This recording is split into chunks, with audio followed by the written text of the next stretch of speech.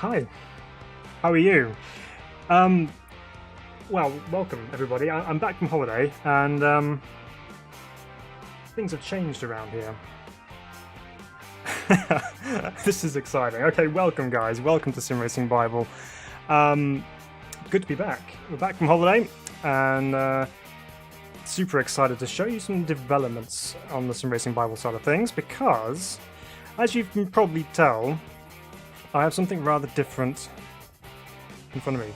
Before that, you also notice I'm sitting in a different direction, which is because I've moved my rig. So we're just experimenting with this, and it should fit a little bit better in the space I have for it. So yeah, different direction, and this, ladies and gentlemen, is no longer a Formula style rim. We have a D shape. And not only that, it's attached to something other than the Fanatec. So we finally managed to set up the OSW direct drive wheelbase, which has been sat by my rig for years. Well, say years, 2 years probably, maybe more. And we finally make use of it. So we have a steering wheel. We can enjoy some direct drive goodness this evening. So looking forward to giving this a good rip on Automobilista 2. The other problem at the moment is the fact that I don't have any paddles, but that's coming soon.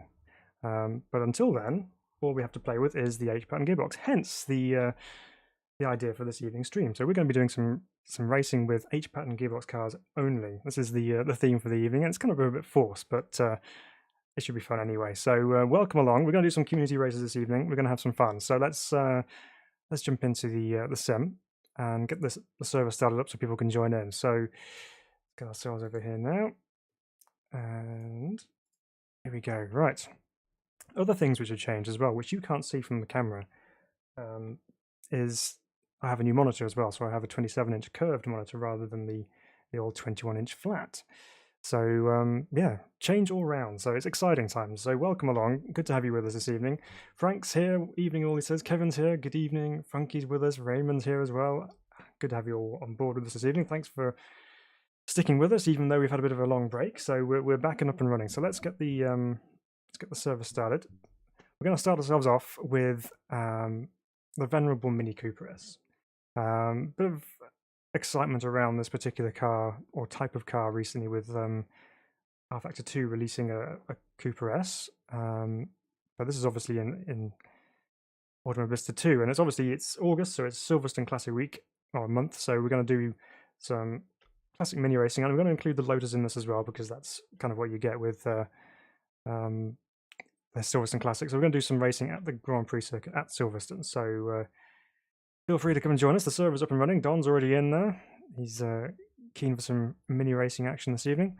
So feel free to come along, join in the racing, or if you're not up for racing this evening, please do watch along and see how we get on. So bit of an exploration this evening and trying to see how we get on with the new DD wheel. And I've had a bit of a test trying to get things set up, and so far so good. I've had a couple of little issues with EMI, so a bit of electromagnetic interference. So that should hopefully be dialed out now, but it may rear its ugly head at some point as well. So we'll find out. But so far so good. So we're going to give out my thoughts on the direct drive wheel and the feedback you get through Automobilista 2 and how it compares to what we were feeling through the old Fanatec wheel. So incidentally, if you do fancy a Fanatec wheel, it is up for sale. My friend Gareth Mesham, whose wheel it is selling it. So if anyone's after a Fanatec V2.5 Club Sport, then yeah, hit me up. I'll send you the link. But yeah, so we've got 4 guys. Funky's in. Christoph is in. Hey Marty, how are we doing? Welcome. Paul Sterling, hey, good to have you with us this evening. Frank says we'll be spectating. Way too hot up here. Splayed out under the AC. Yeah, no, it's rather warm this evening, and I expect I shall probably be a puddle by the end of the evening, but it'll be fun to try anyway, especially with some additional power.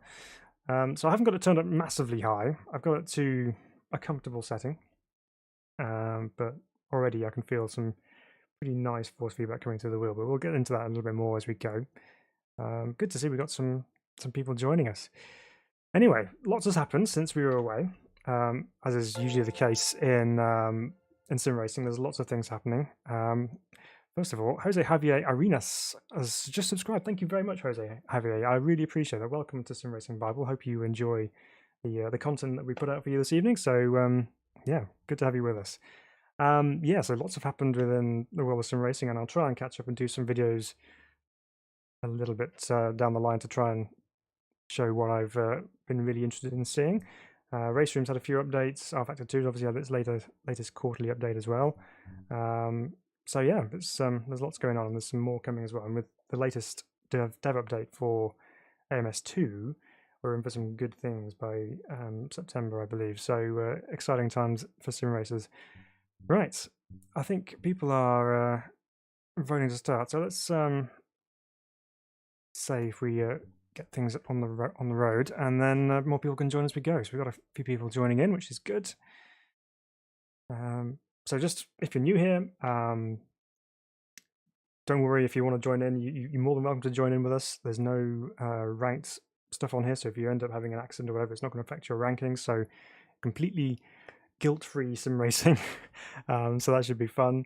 And yeah, it's just all in the aid of having a good laugh and have a bit of fun on track. So welcome to join us if you'd like to.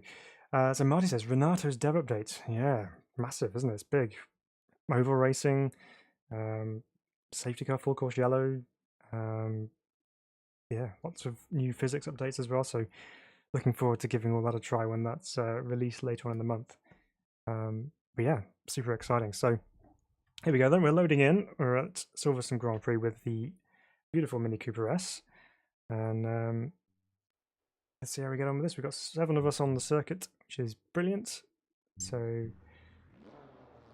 okay, let's make sure I got my e-stop is engaged, so we should be all good. We are all good indeed. Right. The other thing with this is I have no buttons on the steering wheel, so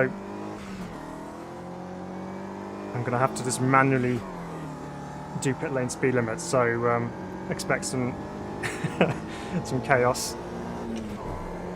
So first of all, things to get used to with the new wheel.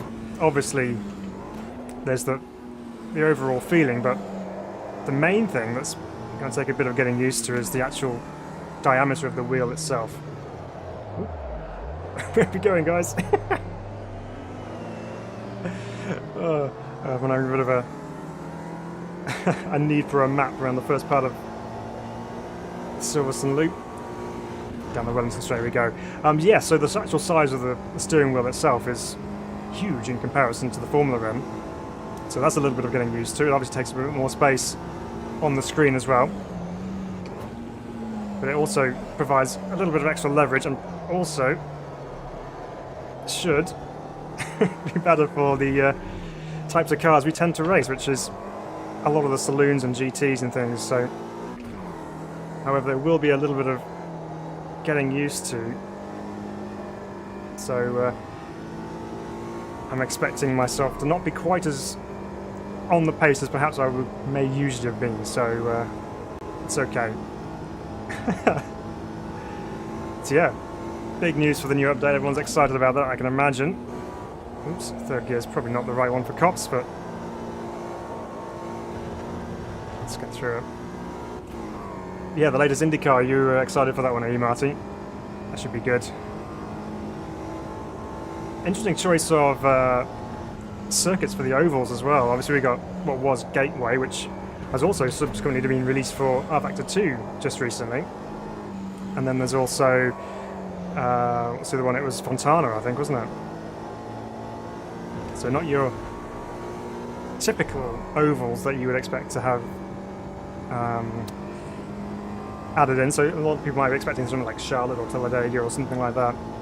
But some little more unusual choices, which kind of goes along with what Riser Studios do with most of their content, is they give us stuff which may not necessarily be run-of-the-mill for most sims, so that's good. So looking forward to trying those out. So Frank says, waiting for a 1.4 while driving the excellent Alpha 155 in RF2. Yeah, I think I have driven that actually. It was quite good last time I remember, but obviously things will now have changed with the new wheel, etc. Feels like I'm driving a ship rather than a car from what I'm used to. But force feedback feels pretty good. So Jose Javier says, which wheelbase do you have? So I have an original Simulcube 1 wheelbase, and I'm using a Motormech D-shaped steering wheel, so 320, I think it is 320 mil. So it's a little bit different to get used to, mostly down to the settings. So settings in Fanatec, you can kind of get your head around quite quickly, and you can understand what's kind of going on and what you're changing. Whereas with the Simulcube, there's some other variables in there which I'm not au fait with, so it's going to take some time to kind of dial in and get settings right. But yeah, so it's going to be good. Another journey to go on for sim racing, but already force feedback detail-wise is a big step up from the Fanatec, as you would expect. So direct drive is very much the favoured way to go when it comes to the sim racing wheelbases, so it's going to be fun to transition over. So let's see what you guys have been up to on there. I'm going to leave it in fourth for Cops this time, without running off track. Hopefully we keep that lap. Yeah, we did. Doesn't feel particularly quick so far, but we'll get there. So let's catch up with what Frank says once we get through Maggots and Beckett's.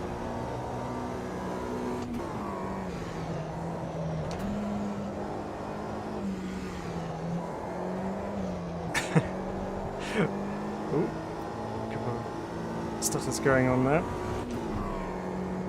Right, so Frank says, wait, Phil, with the new rim, it's different from the form, isn't it? Yes, it certainly is.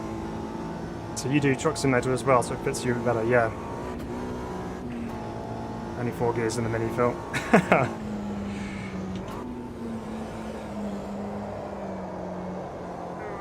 Balance it on the brakes and the throttle at the same time, trying to keep that car back on track. It went a bit wide there, but long laps, of course, so not many opportunities to set a quick lap and recover if you make a mistake. So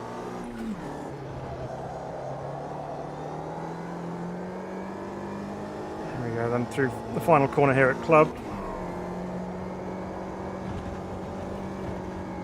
Okay, so Paul says, no news on the Thrustmaster DD for a while. Yeah, I believe they were supposed to be working on something, but yeah, not heard anything more on that.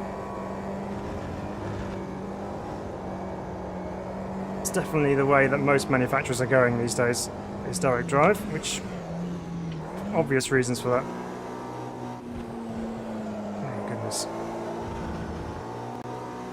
That was not a great line, and second gear is probably a little bit too low for the Mini through there. So how have we all been anyway? I hope you're all keeping well. It's been a little while since we caught up with each other. Hope you've had a good August so far. So I'm down on my quickest lap so far, but it's to be expected. It's been a little bit lackluster this lap.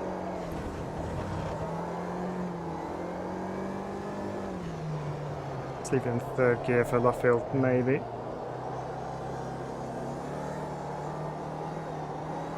Let's try and feed the power back in as gently as possible, because you don't want to overload those front tyres that are doing all the work.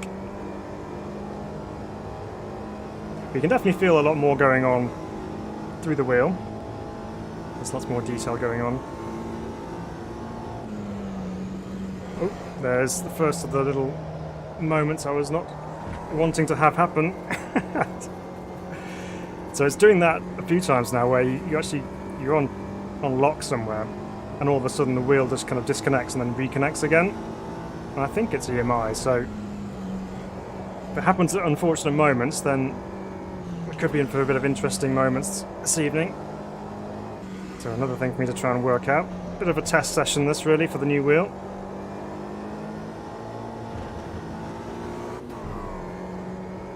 I'll tell you what.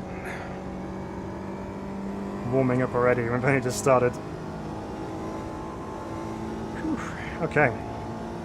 Well, this lap's gone, and I'm not quite sure how long we have left in the session, but probably not a huge amount of time. Let's see if we can get one more lap in. Currently sat on pole by the looks of things. It's hidden underneath my overlay there, but oh, we've got, how long we got left there? It's just underneath my overlay as well, so I can't quite see, but it doesn't look like much.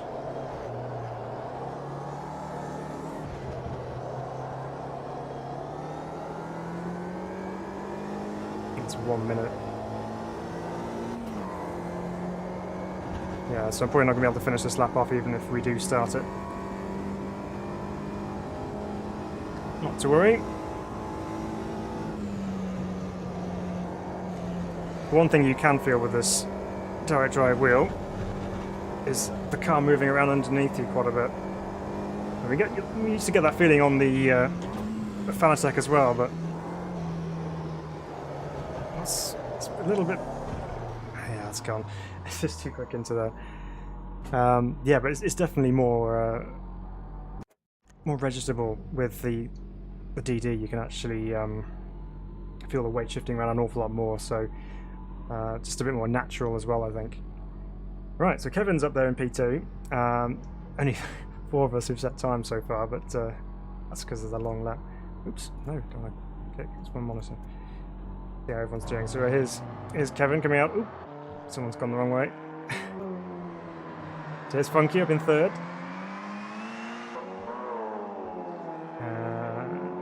Well, it's down to 4th now. Who's jumped up there? It's Some Racers Arms who's joined us in the minis.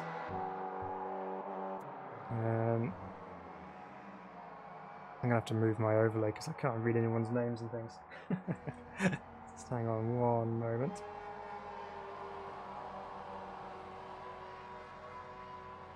Let's move this down here. Should be a bit better down there, hopefully. Right, there we go. I can see people's names now. Brilliant. Yeah, so Christoph up in P5. And oh, someone's brought the Lotus out to play. Excellent. Good stuff. I was going to go to the Lotus, but I thought, well, I'll try the Mini because that'd be a fun one to try.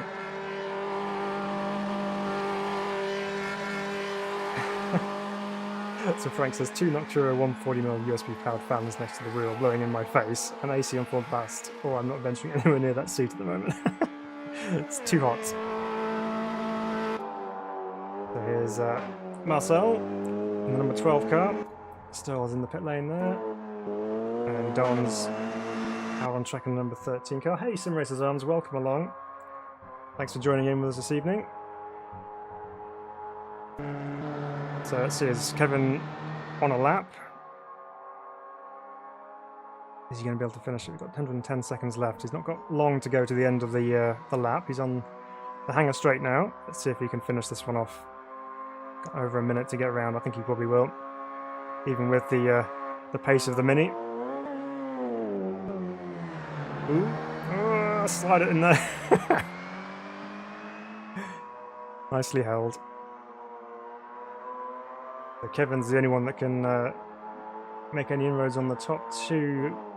This lap is going to help him out. Ooh, that's deep into club. Still on track though.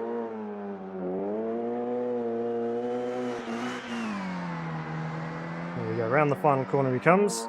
Will it be an improvement or will it stand?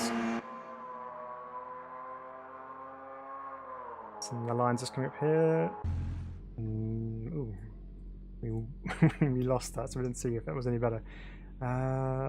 No, it wasn't. It wasn't an improvement. Never mind.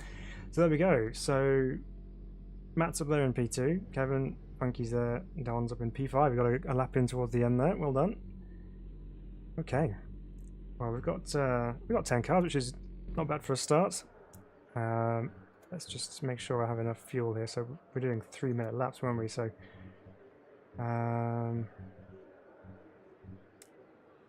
it's a 10-minute race, so 5 laps should be 15 minutes, that'd be plenty, so I'll leave that on there as it is. And yeah, so here we go. Front tyres getting toasty. Yeah, they are, aren't they? They are definitely heating up. Right, let's get ready. I think we have to manage those front tyres in this race, I think.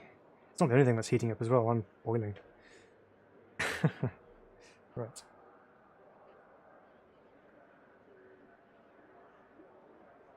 Also important, if you are joining us this evening, please stay hydrated. Warm where you are, because I don't want anyone keeling over in their rigs, please.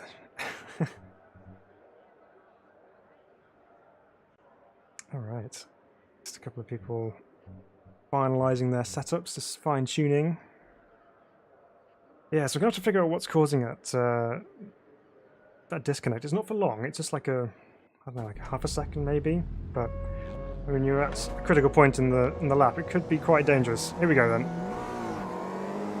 Away from the line. Quickly up to third gear. I also have to rely completely on my mirrors because I have no way of looking back easily, so mirrors and position markers behind is all I have to deal with, so this could be fun. Jose Javier's hydrating with beer. Okay. No, not second gear, Phil.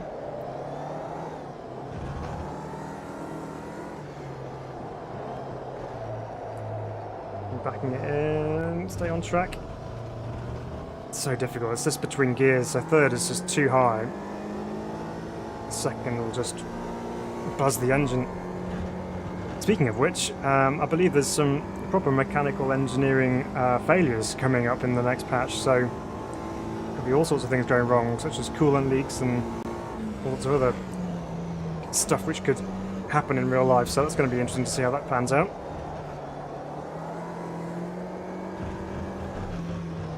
Keep it nice and tight for Luffield. Balance the rear end, which is quite happy to rotate on us.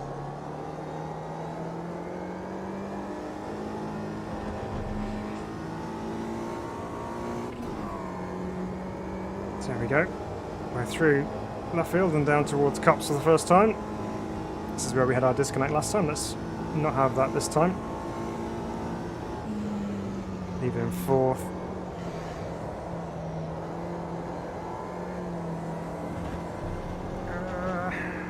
Just about over the curbs, got away with it.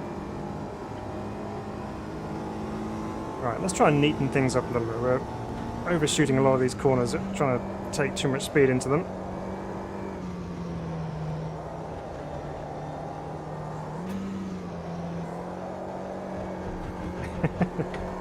Just trying to get the Mini moving, which is usually how it likes to corner at high speeds. Problem being is if we are heating the tyres, that might just tip them over the edge a little bit. So down to Stowe corner, hard on the brakes, down to third, kind of feel the car in there a little bit.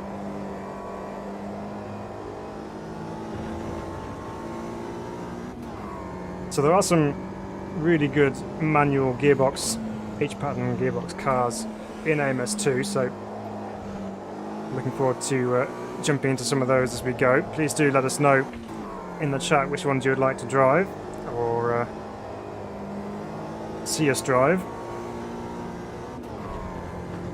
and we'll do that so that it can include everything such as Group C sports cars, Group A cars, M1 Pro cars, the Fusca.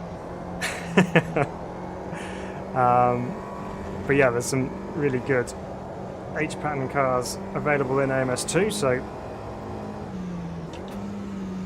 it's really good fun. Right, get it slowed down this time, get it tucked into the first part. Ooh. Someone's very sideways, I could just see in the mirror behind.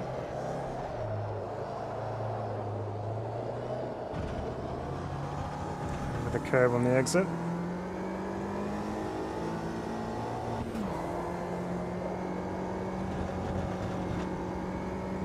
Okay, we survived. It's been a long time, so it's good to be back on the sim. I'm trying to find my way with this new equipment.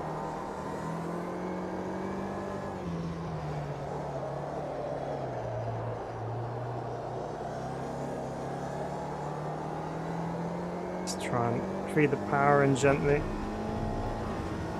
So easy to just try and put too much power down through that corner and then end up just kind of washing out and then going too wide on the exit and catching the curb, or even worse, the gravel on the outside. So although you want to get the power down nice and early so you can get a good run down the straight towards cops, you also don't want to be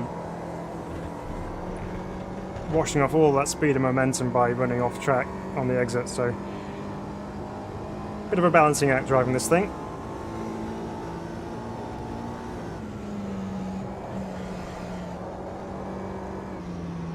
Nicely through the first part of Maggots and Beckett's.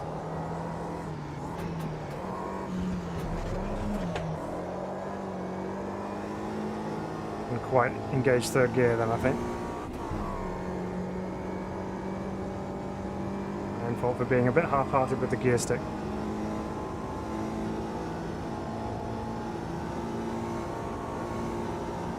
Never mind bringing a bottle of water with me, I should have brought a towel.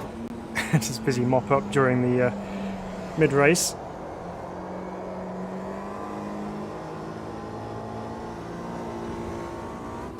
It has been very, very warm here in the UK for the last week or so. Well, warm by UK standards anyway.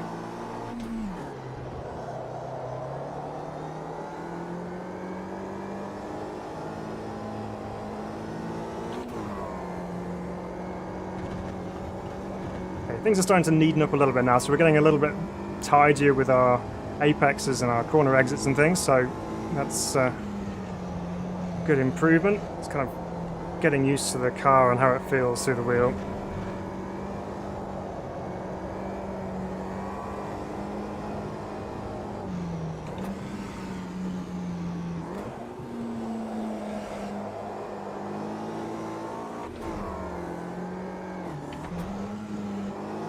So the second part's probably second gear actually.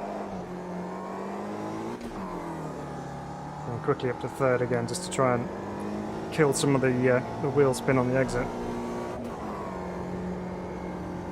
So obviously this is going to be a good test for the DD wheel because we've got front wheel drive car now, we'll do some rear wheel drive cars as well. So good opportunity to see what it's like driving both types of powertrains. Ooh.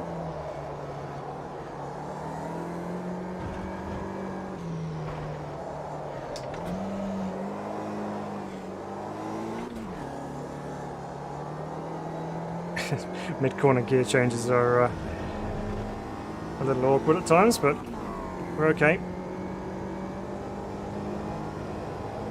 2 minutes 45 to go left in the race, so not a huge amount of time. Leave you in fourth, Phil. Don't be tempted to get under third.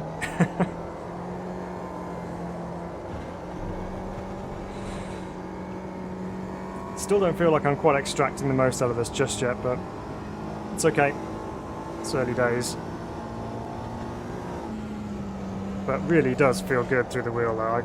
You know, just such a difference. And I tried replicating the feel of a DD wheel through the Fanatec, which I managed to do to an extent. But I think the main difference being was just to do that, to get that kind of smoothness on a belt-driven wheel rather than the servo wheel. It just ended up taking a lot of the detail away and a lot of the actual kind of understanding of what the car's doing underneath you. So although I had a reasonable feel for the car, it was slightly compromised. Whereas with this, you get all the smoothness and all the detail.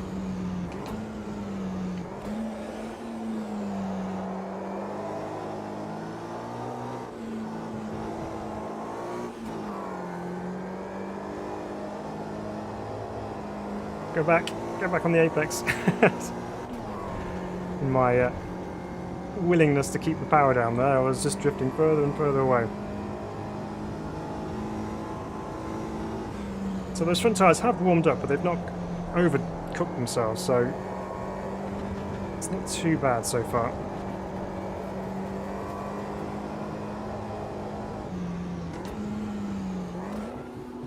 Oops, the early shift a second.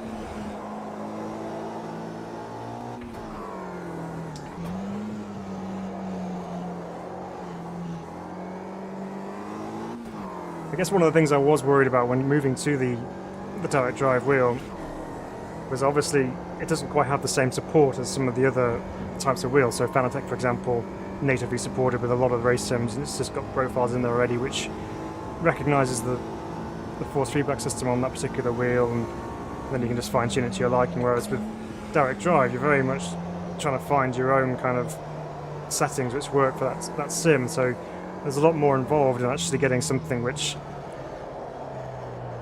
I guess is where you're happy with.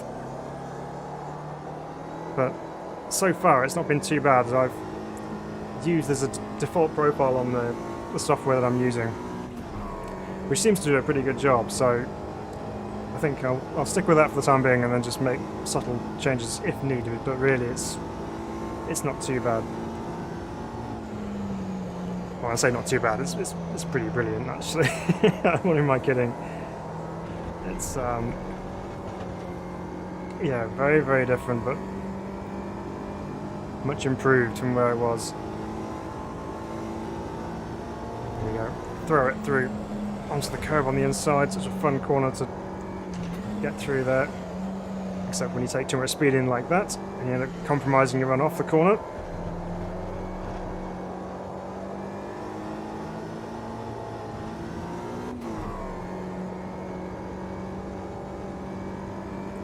Right, okay, down the hangar straight we go. So Frank says, good to see you're liking the new GT unit. Yeah, it's good. You can now play Euro Truck Simulator 2 with 1800 degrees setting like real life. Yes. That's the other great thing. You can just have whatever amount of steering lock you like, because there's no fixed ends or fixed bump stops which you have to stick to. You can just simply set whatever rotation you like.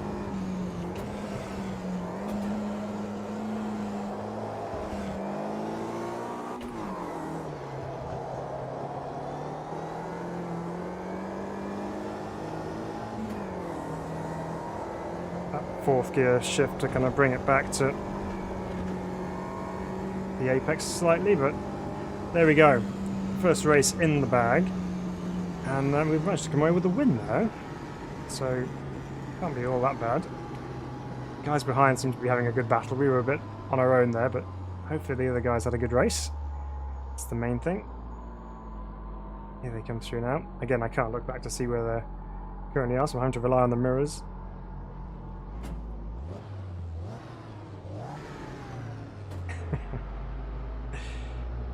Looks like these four are reasonably close together, so good fun. Alright. So now we need to decide what we're going to do next. So I think we need to pick the pace up a little bit. It's good to get back in the minis, but I think it's time we move forward. So Matt picked up P2, Kevin was there in third, rounding out the podium. Funky made it fourth, well done.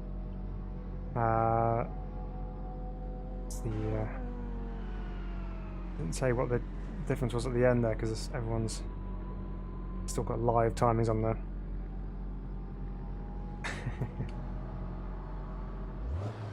Right, so I think we need to figure out what we're going to drive next. So we should probably do something a little bit more fun, maybe. Well, not more fun, but more, I don't know, more sorted in terms of a race car. The Mini is very unique in the way it drives, but something which has a little bit more grip, perhaps.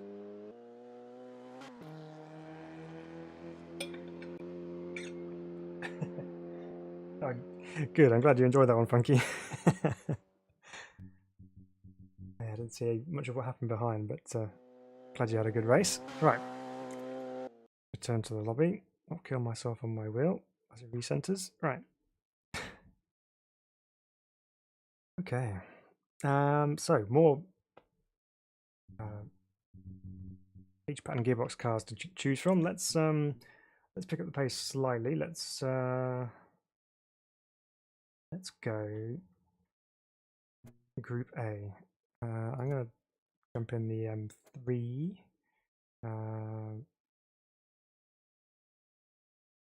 Go with, but I should just stick with that one for now. I'm going to go Group A. So let's see if everyone goes M3 or whether there's some 190 fans. There are. Okay, so let's find how we're going to go with this one. Let's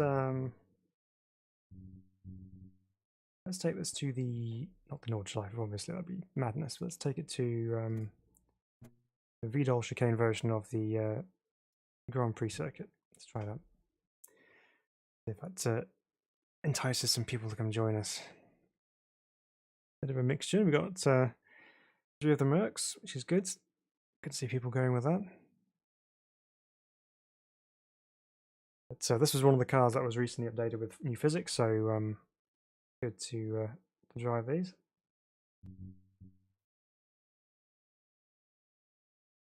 Oh, I can't see the chat down here as well. Kevin says sorry for the massive understeer on that one. Okay. Someone had some fun on that. So let's see if we get any more joining in with us here. It might be nice to get a bigger grid, but we've still got some. We've got plenty of drivers. Here we go. More joining in now. Give them a chance to figure out what they're doing car-wise. Here we go. Clairvoyant's with us as well. Max here. Oh, here we go. Now we're filling up. Everyone loves a bit of Group A touring car action. And we probably will end up doing some classic GTs, so the 911 RSR and the Corvette potentially as well. So I think I'll have to try the Corvette again on that one. All right, we had a bit of a flurry, but let's vote to start, and more people can join during qualifying. Get some more racing on the go. I'm gonna have to top up my fluids before we start again.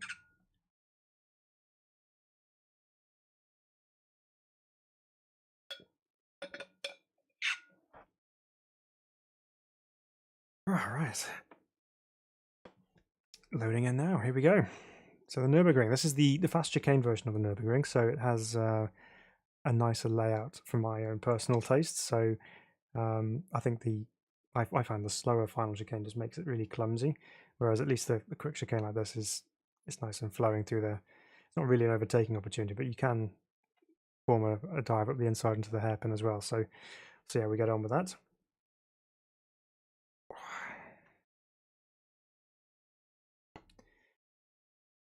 Okay, so loading, or is it just waiting? I didn't see the progress bar. Here we go. We're good. Cool. So we didn't do anything with fuel last time, but for quality, let's take some fuel out.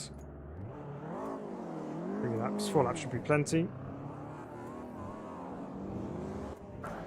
Let's go try the Group A touring car with the DD wheel, which again a new thing for me. There's Matt ahead of us. Where are we? 62 miles an hour is our pit lane speed limit, so Matt's keeping me nicely underneath that. Thanks, Matt. Appreciate that.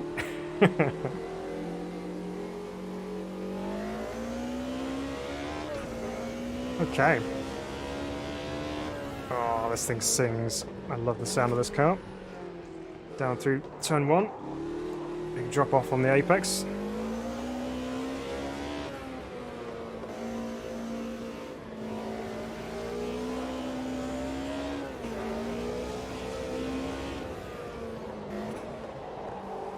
First complex of corners. It's quite technical, really. I mean, they're fairly straightforward corners, but getting the lines right through there is quite important. So, oh, I love this thing. It sounds so good. Right. Oops, it's a grassy moment.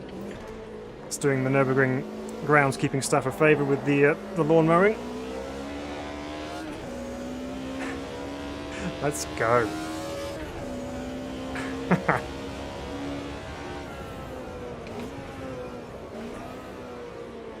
This thing's ace.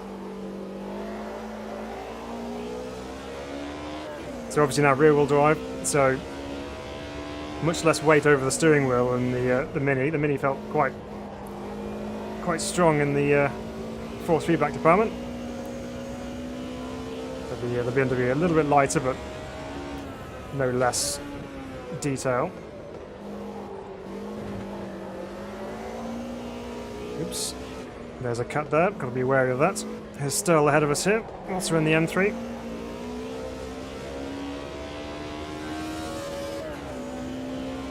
Something so satisfying about driving a car with an H-Pattern gearbox, especially one that revs out like this, and it's just slam that next gear in, just enjoy the symphony of sound.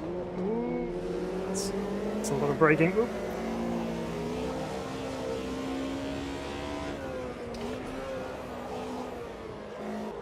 No, it's not a Mini, you can't slide it into the corners like that. Okay, let's calm this down, let's get a lap in. I think Matt's following me in the, the M3 actually. Just caught a glimpse in the mirror there of the same liveried car that he was in. I know he let us through, so he's probably keeping an eye on us.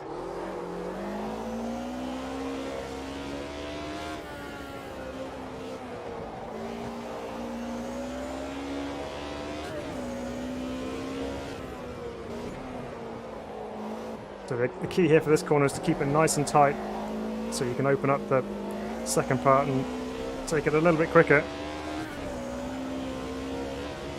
That's the theory. Practice is always a little bit harder.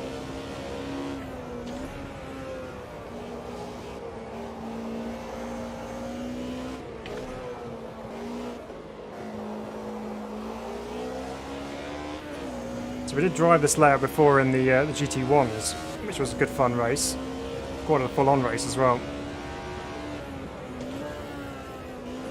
Sadly, the GT1s are sequential shifts rather than H-Pattern gearbox, so we won't be using those this evening, but all in good time.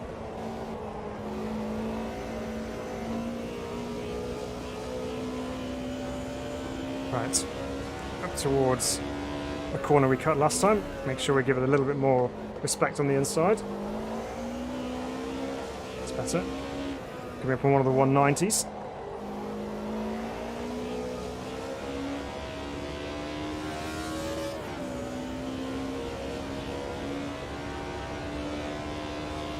And really stretch the legs of the four-cylinder now.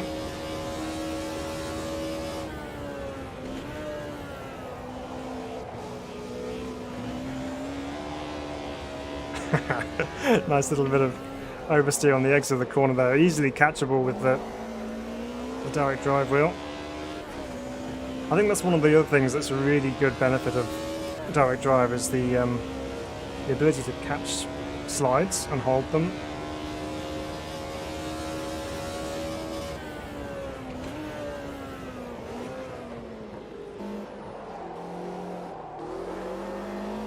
A little bit of congestion on the road ahead of us here, but it's okay. It's funky.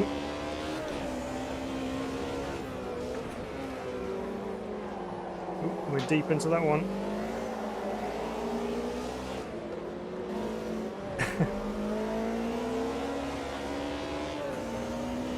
I'm going to let Matt go now. He can lead the way.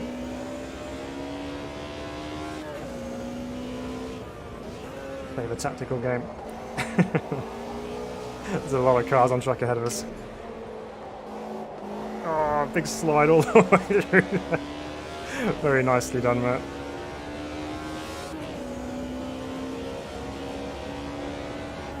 I'm going to ruin Funky's lap.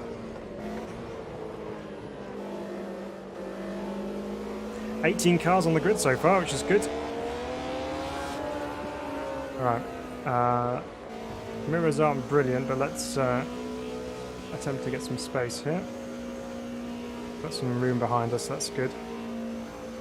So about 3 minutes 28 left of the session, so we've got plenty of time. Save a bit of fuel as well. Just trying to make sure we're not holding anyone up. Right, should be enough space.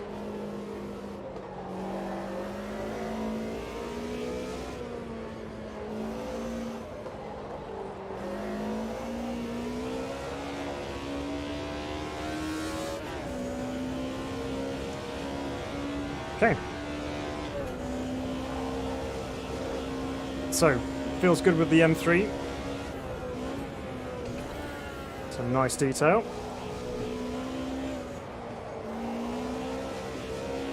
Okay. Let's get ourselves a good run out of this final corner and then we'll go for as much of a fly as we can get.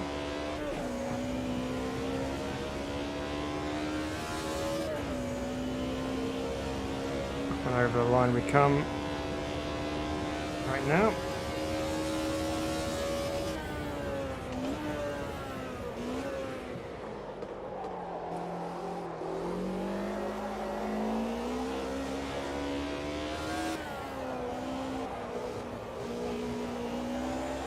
It's a very deceptive corner, that one. You can take a bit more speed through than it may seem.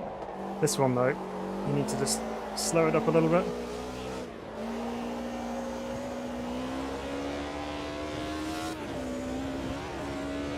Okay. Sometimes you can catch a track limits warning on the exit there on some sims, but all good on this one.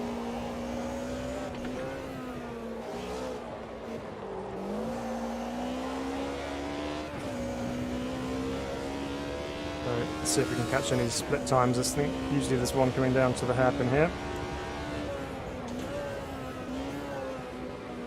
Can see anything?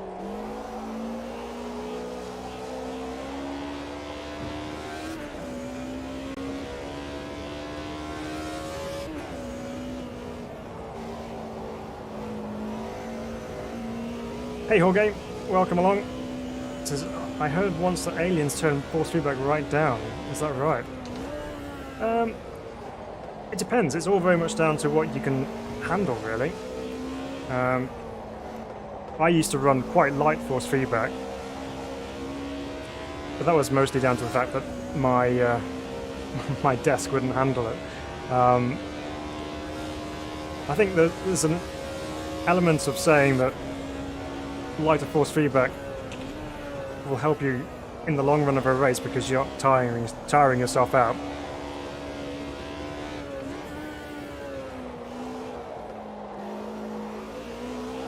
Let's finish this lap off. Yeah, so you're not wearing yourself out over the course of a race, but yeah, some people prefer a lighter wheel, some people prefer it really heavy. There we go. It's a better lap, half a second up. It's all down to personal preference, really, I think, but yeah, I think if you're fighting too much with the car, in terms of the force feedback, then you're not getting the most out of it, I think, is probably the reasoning behind it. So here we go. Competitive grid. We've got Don up there in P2 for this one. He's a Group A car fan. 4/10 off. So that's pretty close at the front. Mavericks joined us. He's a 2:11.1. Jolt's 2:11.4, so reasonably close there. And then we got a group really close here in the high 12s. So Georgia Markov, Clairvoyant 5th, and Georgia is fairly similar there. Apex 7th, and Kevin and Raphael all on 12.9, so that's really tight in that little battle. Christoph, Maverick, and close company in 13s. Oop, bit of a change there. What was that? That was Maverick jumping up, was it? 2:12.4? Is that right? Oh no, it was Jar jumping up to a 2:11.4. Good stuff. Frankie's there, 2:14. Mac, Christoph as well. Marcel, TP Boy, Stills there, Everystone, Gillis, and Daniel. So yeah, good grids. Good to see you all on the server this evening with us. And there should be some good racing all the way through the field by the look of it. There's some gaps where they're closed up, and there's some close battles potentially forming already. Let's put some fuel in. So let's take a note here. So it's 2 minutes 10 per lap. 10 minutes, 5 laps should be more than enough. Let's just put 6 laps in just to be safe. Don't want to be caught short. That would be the worst thing to happen. So Frank says, I've got the BMW GT2 V1 here. It's heavy to begin with, yeah. It needs to set force feedback quite high to have any feel. Yes, that's one of the benefits of having the Formula rim, because it was quite a lot lighter, so you felt a lot more through the wheel. Just you lose out from not having something to grab hold of when you're on full lock. But yeah, so it does need a little bit more the GT2 BMW wheel. Right, so there we go. Qualifying done for the Group A's at the Nürburgring. So this should be a fun race. These cars are lovely to drive right now. So let's continue on through. Let people sort themselves out as they are getting their setups ready. We'll click ourselves as ready to go. So we've got BMWs 1, 2, 3 at the moment, and then it's a Mercedes lockout from 4th to 7th. So yeah, it's good. It's not just all BMWs at the top and then Mercedes at the bottom. We've got some mixes, although they're all in groups though. It's all nicely evened out. You have three BMs, 4 Mercs, 3 BMs, and then yeah, 2 Mercs and a few extra BMs at the bottom. Everyone's pretty much ready to go by lots of things. Just a couple of people were waiting on. 20 cars. Nice grid from a mixture of different countries. We have all over from obviously the UK. We've got Germany on here. We've got Holland, Turkey, Brazil, Hungary, I want to say. Please correct me if I'm wrong. Germany, Belgium, Norway as well, Spain. So good mixture of international talent on show this evening. So we hope you've enjoyed seeing this so far, and welcome if you are just joining and tuning in. It's good to have you with us. We're doing some community races here in AMS2 using H-Pattern gearbox cars only. So super excited for this. Right, here we go then. Onto the grid. We're just syncing up with everybody. See the heat haze building. It's obviously warm out there as it is right here. So 10 minutes of the Nürburgring Grand Prix. Oh, Bulgaria. Sorry, Frank. My apologies. Right, here we go. Wait for the green lights, and away we go. Try and limit the wheel spin off the line. Got like a reasonable start. I have no idea where everyone else is, so I'm just going to take a middle of the board line into turn 1. Bit of crunching. Leave some space on the inside because I think there's a car there. Oh, there we go. There's the first of the ones we didn't want.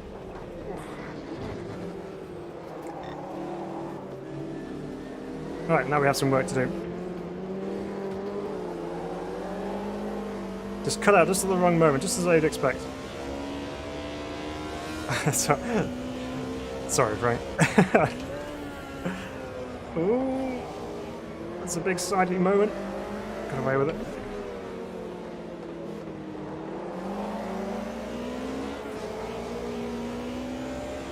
Right, now we have some work to do. Let's go.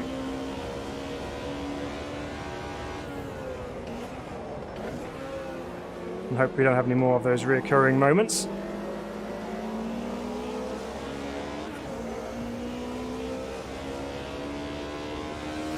Maverick shot off into lead. Clairvoyance up in second.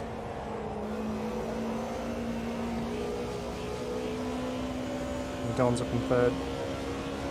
I'll defend into here.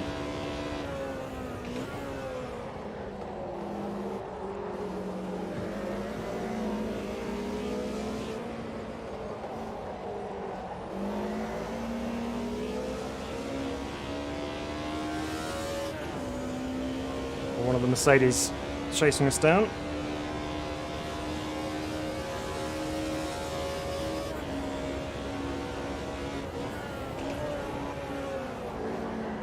We've been punted.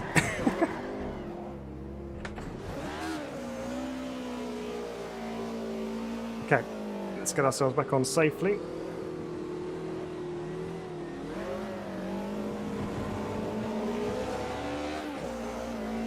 Okay, down to P15. Oop, another crunch on the inside.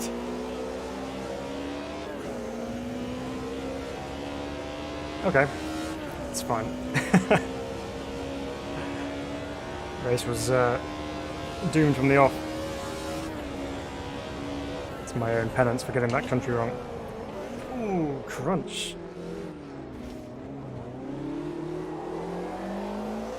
That'll give us a couple of spots.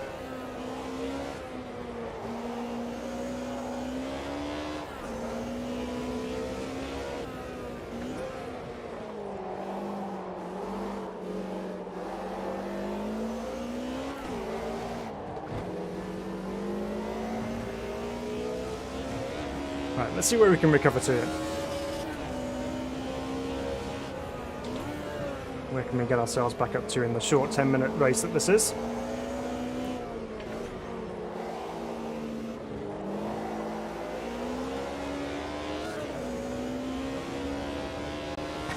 Long live the manual, says Todd. Yep, definitely. Ooh, we've got some more chaos on the exit of the hairpin. DP Boy has gone in deep to that one. Ooh, we've got Apex sat on the on the exit. A little helping nudge out of the way by DP Boy.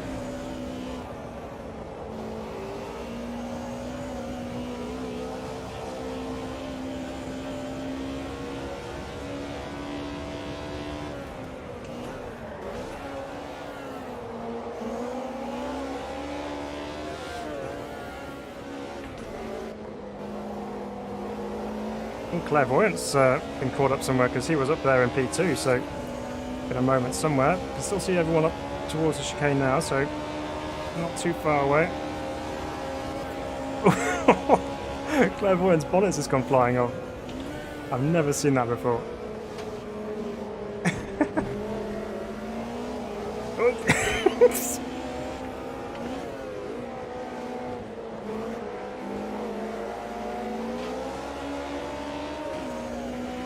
Wow, okay, that was an interesting moment. Let's get in the slipstream here of DP Boy.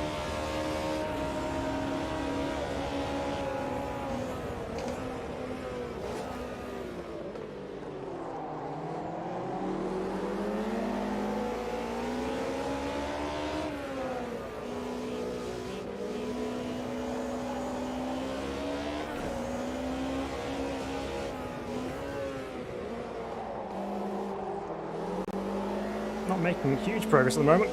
Clairvoyance at a moment. Oh, crunch.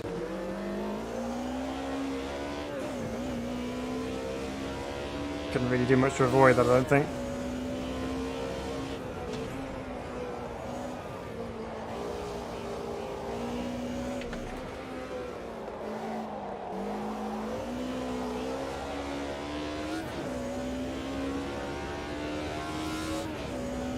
Okay, so we're knocking on the door of the top 10 finish here, if we can keep this clean to the end.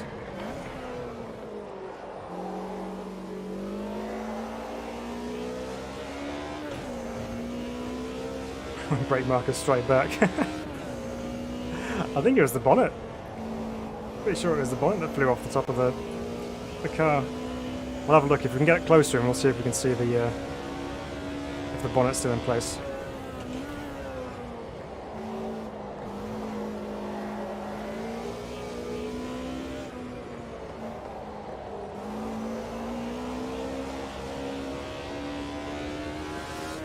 It's so weird, isn't it? That dropout. This happened twice this evening, but it's not constantly there. It's not like it's happening frequently. It's something's just triggering it, and I don't know quite what it is.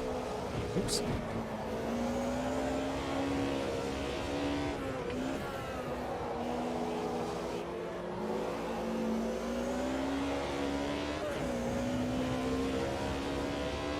Max in the pits. What's going on there? So that's up to P10 now.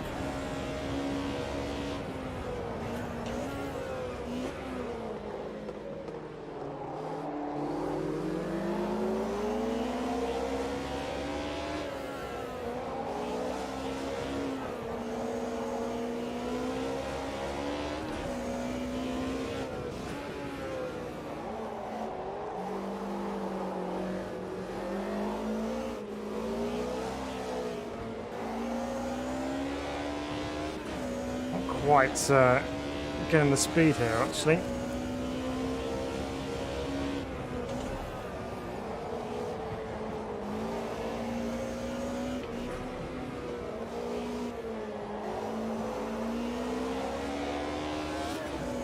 The car feels good. I might have to turn the force down just ever so slightly. It is quite heavy, but I can live with it for the moment. It's just one of those things, but it's all good so far.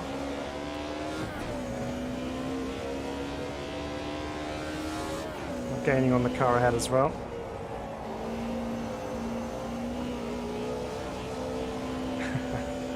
It's good when it drops off that curve, you really feel it drop off and land on the tarmac.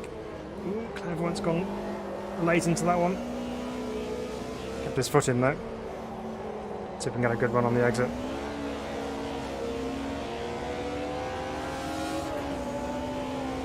It's gone defensive early.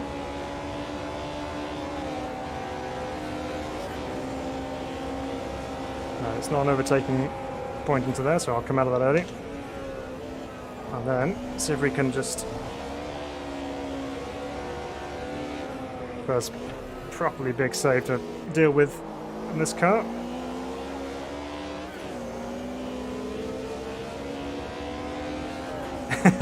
It's gone defensive early again. Yeah, there's a bumper flapping on there. I reckon it's the bonnet that's gone flying off it.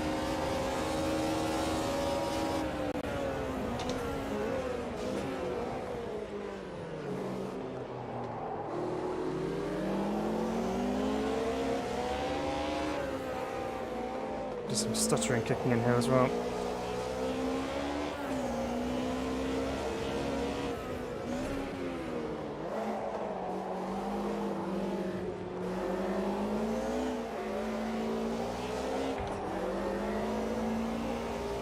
I'll try something in a second.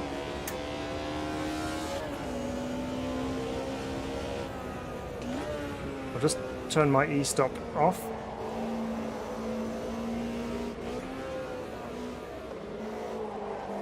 So I'm driving with no force feedback at the moment, just to see if that was causing some of that stuttering. There's it. There we go.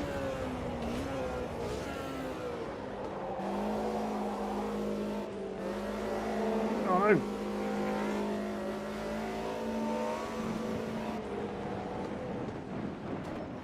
Best thing is just hit the brakes. That's probably not a good idea. It was trying to sort itself out, probably.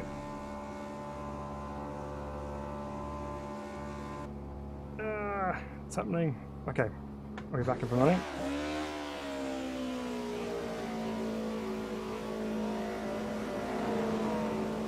There we go. So, lesson learned about direct drive wheels. Don't turn them off and on again mid-race. It doesn't work. It doesn't like it.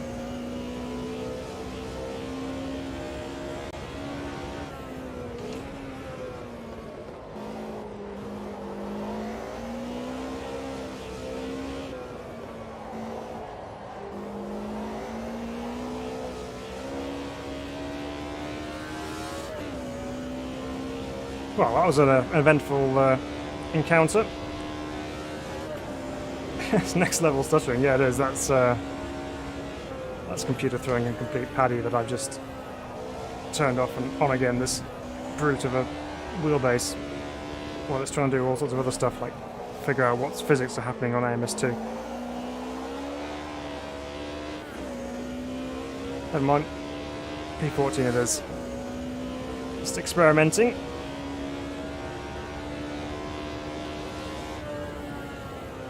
Right.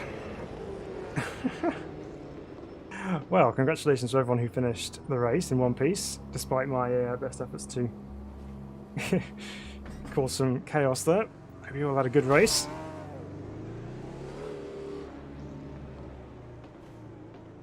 Cooldown lap active. Certainly need that. Alright.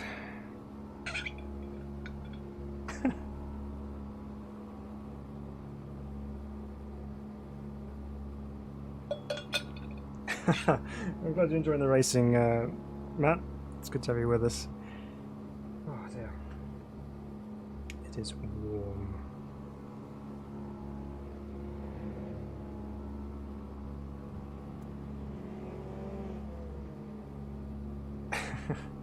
So Toz, is that a new wheelbase? It is. I'm running a SimiCube 1 wheelbase. So yeah, we've got the round rim, round rim, and yeah, so we've got the direct drive. So we're just figuring it out really. It's currently having a bit of trouble with some stuttering and some dropping out. So some work to do on that, I think. A bit messy at times, but fun, says Funky. Yeah, it looked like it was a little bit messy in some places. But the Group A cars are good fun to drive, and they are really nice. So always a pleasure to drive those cars. Right. So who won that then? Maverick from Germany won that one. Gillis was second. Matt P3. Oh, my poor BMW. What a state of that. Not our finest result in that one. But that's okay. Right.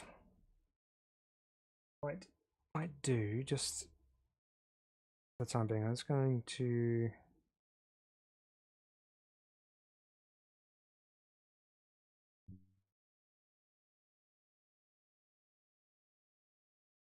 just overall effect strength down to 70 just to see if we can sort that out a little bit. Right, let's go again. So, right, next legendary car with H-Pattern gearbox then. Let's see what else we can find, which would be good to do. I think we should I think it's time we did this actually. GT Classics time. See how this goes. If we can all handle the Group A terrain cars. Now we have this to deal with. Let's choose a circuit here. Let's go to. We want to give it a bit of a chance for the Corvette, obviously, because the Porsche is going to be really good through the corners, and the Corvette not so much. So let's try and give it a bit of a balanced circuit. Let's do Imola. Some long straights, but also some tight, twisty sections. So see what people's preferences will be on this one.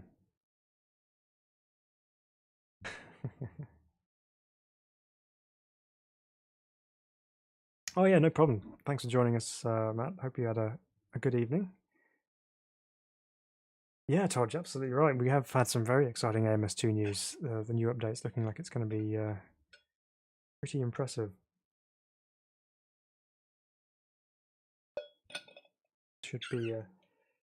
Should be a good one. So we're looking forward to doing that. And obviously, we'll jump on that as soon as that's released and give you our first thoughts on the new update.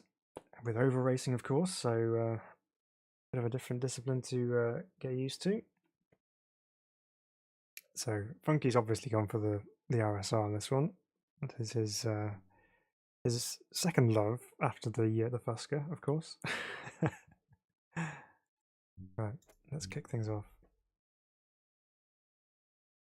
Again, we'll get some more people joining as we get going, I think. All right, well, certainly very physical affair with the new rim, the new wheel. As I said, just a couple of little things, just little niggles, which are a little worrying at the moment, just in terms of its dropping out and things. But I'm sure I can sort that out in some form or another. Do some research on how to reduce EMI. Or maybe it's the current being produced, because when you put the force feedback down on the SimiCube software, it changes the amperage of what's being produced by the box. So maybe turning that down a little bit might help with that. We'll see. Funky says more Corvettes than 911s. Well, everyone's seen those big straights and gone, yep, that's what we need. But another 911's great. I was driving that a little bit earlier on as a test, and a good car. But in the interests of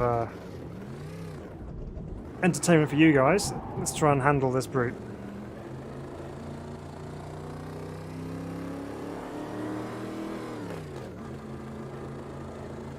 So again, we've lightened the steering slightly with the force feedback that we've dialed in for this one, so let's see how this drives now. It's wobbly.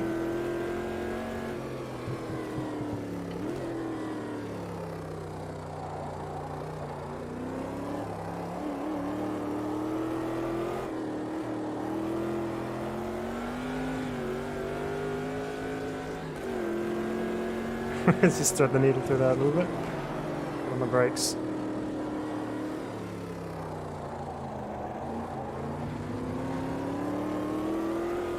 I do love this thing. It's an animal. You gotta get it stopped early as well. Especially with the 911, which is very good on the brakes in comparison.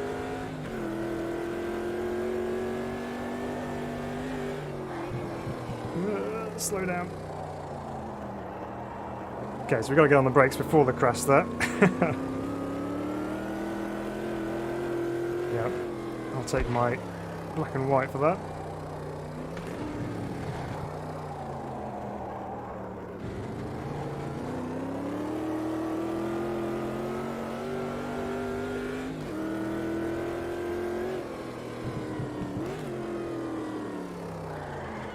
Stop.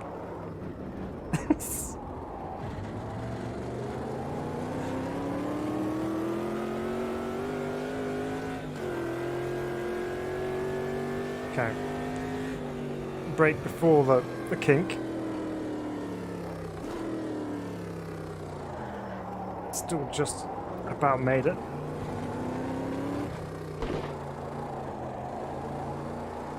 Now we can use all that V8 power, so let's go.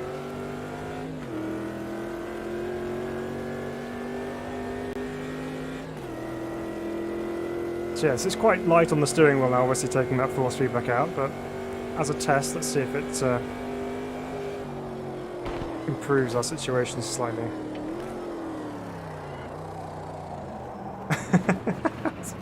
No, got to brake earlier than that.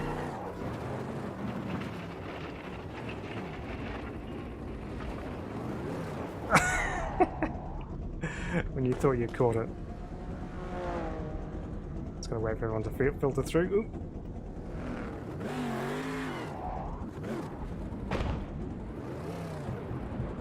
It's not what everyone needs on the exit. Ooh. There we go. Right, let's go back to the pits. Start again. Todd's joined us for this one. Why can't I drive? Oh no. Okay, well, I guess we're starting from the back of this one. Gives us an opportunity to watch what's going on. Except, can people actually get out of the pits? If they can.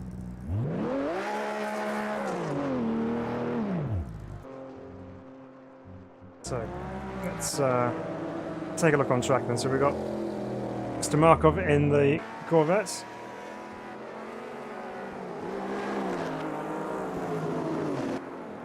This has got the makings of another interesting race if we're going to be starting from the back, and not very much practice with this car with the wheel, so okay, should be nice and gentle on the first lap or two just to ease ourselves in. Todd says many horsepower with brakes made of cheese. Yes. That about sums up the Corvette. So, haven't had any lap times come through as of yet. Here's Todd with his nice gold Corvette, rumbling its way through the chicanes. Funky's the first one to set a lap time on the board in the 911, a 2:01.2. As the flat six roars into into the gravel in the first corner. We've got a time on the board though, Funky, that's the main thing.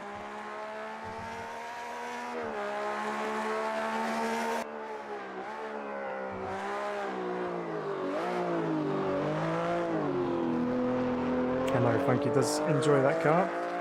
So here's Christoph, who set a lap time of 2:20. He's had a nice warming up session. So let's see how he goes for this next lap. Ooh, good slide out of there. Flames licking from the exhausts. Who's going to be the next to set a lap time on the board?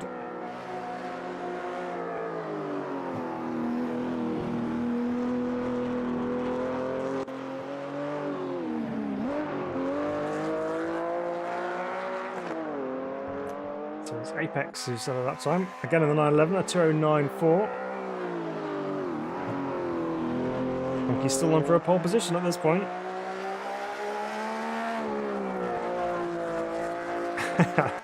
It's nicely flicked through there, just sideways the whole way through. A whole load of people look like they just come out of the pits at this show. Ooh, that's a bad time to jump to that car. Big old crunch into the wall.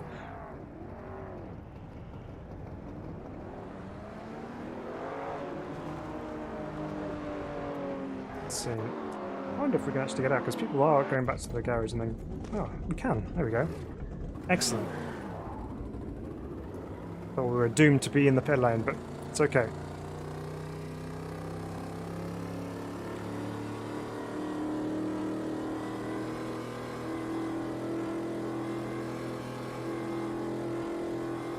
Right, steady and calm and no sudden movements is the order of the game for this particular car, I think.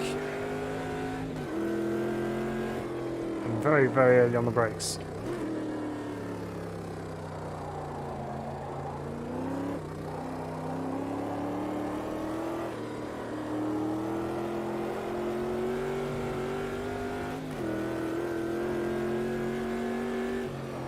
Earlier on the brakes that time. Get it stopped.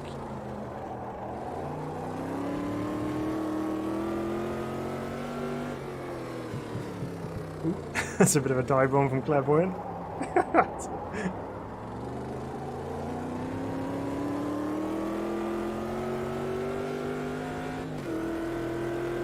Such a horsepower advantage up the hill compared to the 911.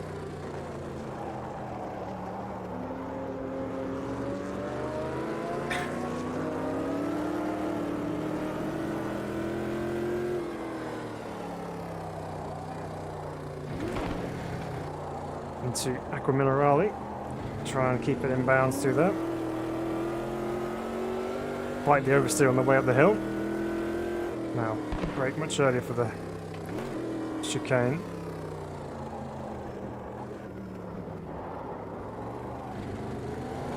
Very much a patience car. You can't be bowling into corners and expecting it to slow down, because it just won't. So here we go. Brake way before the kink. Keep the brakes on nice and hard. Down to second gear.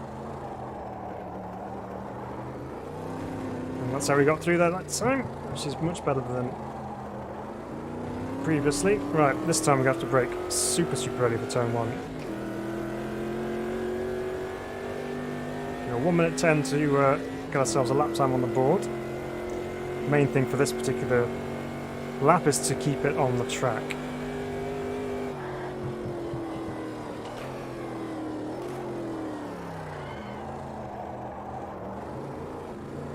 You just about managed to do into turn 1.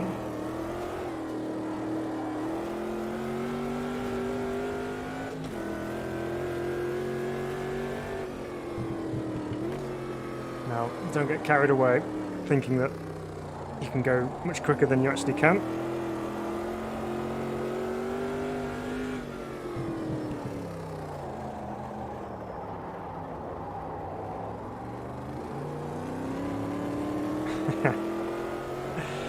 It's pretty good so far. Remember, nice and early on the brakes before the crest of the hill. It's difficult to get it stopped into there because the car wanders over to the left on the brakes.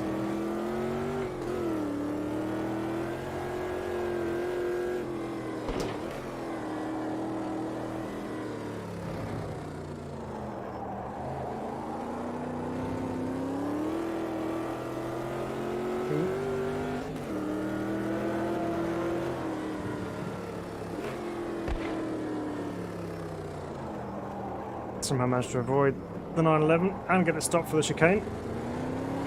Absolute miracle. Here we go. Just 2 more corners to go on the lap. Helicopters watching us. Under second gear, keep those brakes on. Downhill braking, obviously, really, really difficult to get it stopped.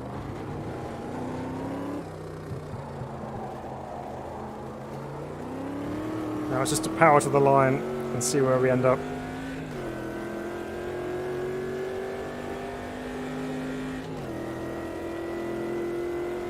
Across the line we go in a moment. We've done it. What was that lap? It was a 2 minutes point 4. We've managed to get pole position again. But we've done this before with the Corvette. We've made a really good qualifying lap and then the race went slightly awry. Also in Italy, at Monza. Hopefully we don't repeat that again this evening, but yeah, this should be fun.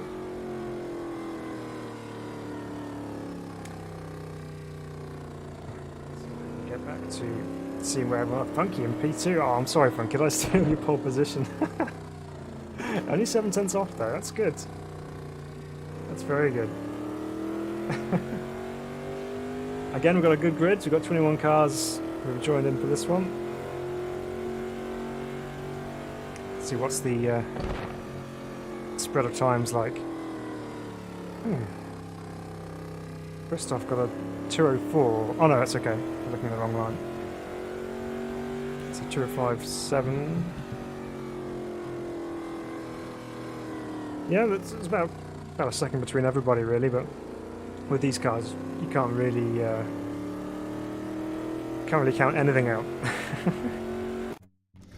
Alright. So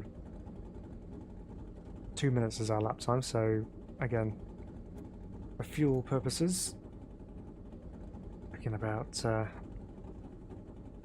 5 laps of fuel I would have thought.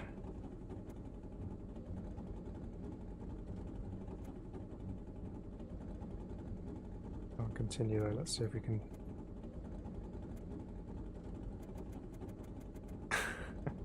Why can't we continue?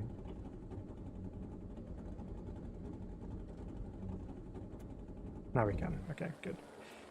Right, 15 laps would be way too much, even for this gas guzzler. Right. I'll put 10 laps in just to be on the safe. You're not going to get 10 laps, obviously, but I don't know. Todd says, I'm just going to try and stay out of everyone's way. Okay, Todd, that's fine. Whereabouts are you on the grid anyway? Okay, yeah, that's good. No, you're alright. You can pick it all off when we all go barreling into turn 1 and just go find the gravel.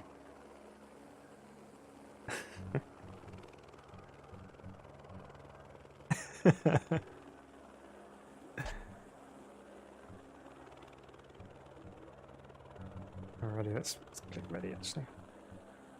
Get ourselves going. Right, this should be fun. So we're going to be having yeah, a bit of an interesting moment going down to turn 1 because we're going to have to get on the brakes super early and we've got 3 RSRs right behind us. Hopefully they're aware of my inability to stop in a straight line, so hopefully we don't get rear-ended, but we shall find out. Reasonably good spread, so we've got 911s and Corvettes mixed all the way through.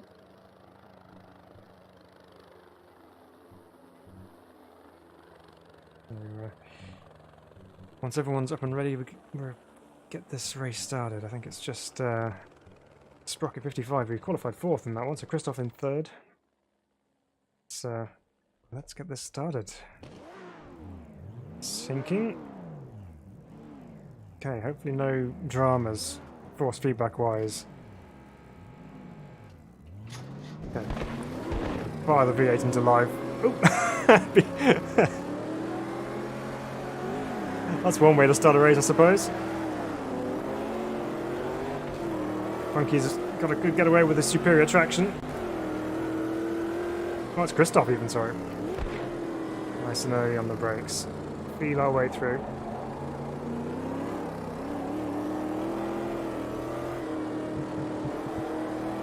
Let's go catch that 911. They got the absolute king of jump starts.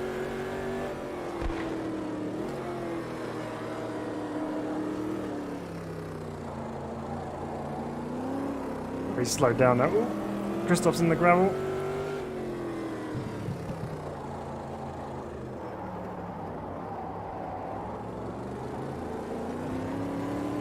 So far so good, we've survived.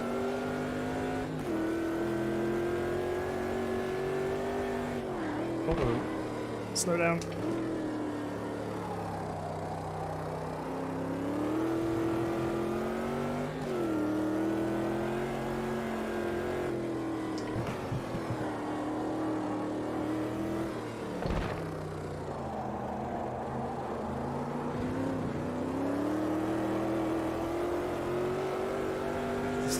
Constant wheel waving with this thing. It's going left and right all the time.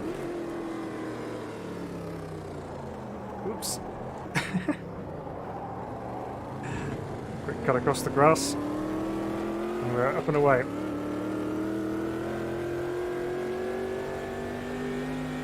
Across the DRS detection line. Not that we're going to be needing that, of course, right now.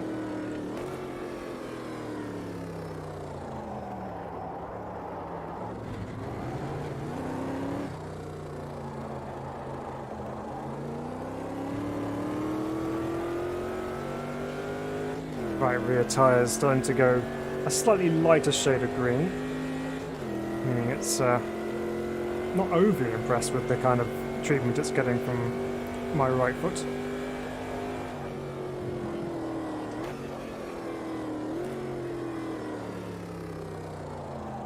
I think that was a dropout right there. We've survived.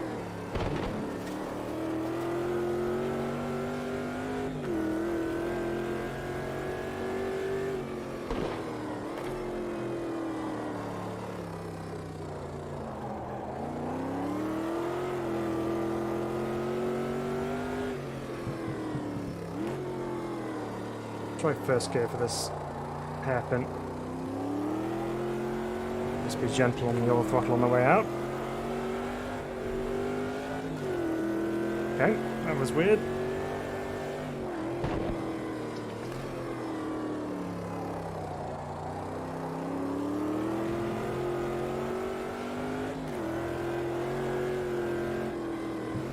This thing's just moving around everywhere underneath me. Just sliding around. Even though we've got some pretty hefty slicks on the rear. They're not very grippy when there's a lot of temperature going through them.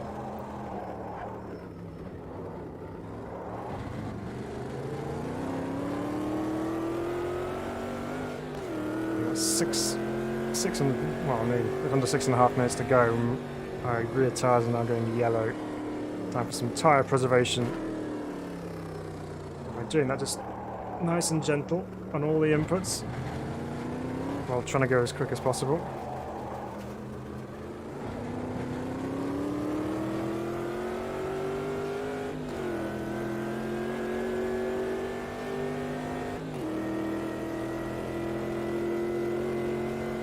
So I didn't quite catch where my braking point was for this first corner, but I think it was before the 250 board. Definitely way before that. Okay. I'll do better next time.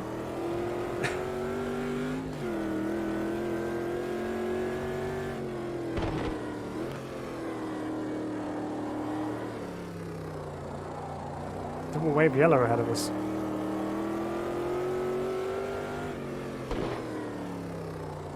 All cleared up now though. That was possibly the reason. There's a Corvette in the middle of the road. It's clairvoyant.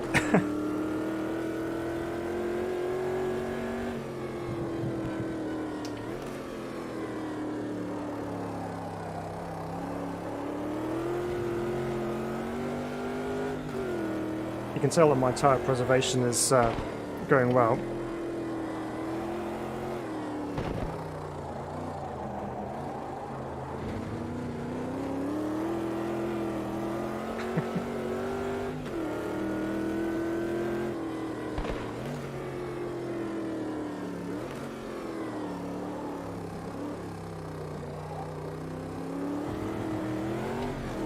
does take an awful lot of concentration to drive this thing at any kind of pace, because it's always doing something underneath you, whether it's sliding around or not stopping. He's got to be on the ball.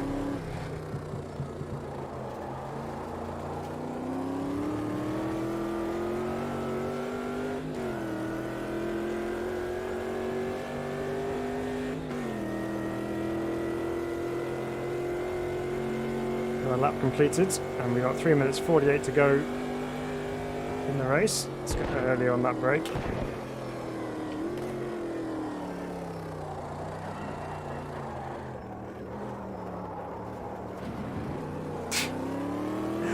Thought I had it stopped for a moment, but then the corner came up at me very quickly.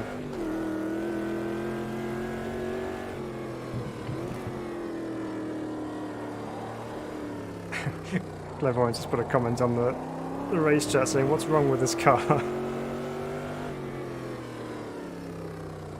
It's a very unique style of driving, this thing.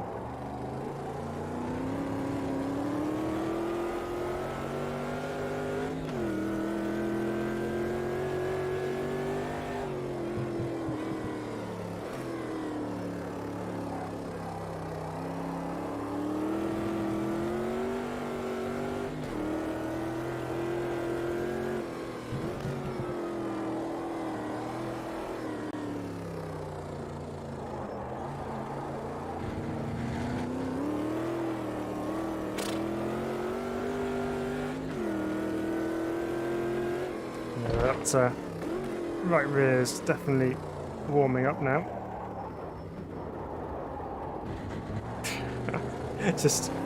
Literally just keep the brake mashed, just clatter over the curbs and hope you end up straightening it up on the other side.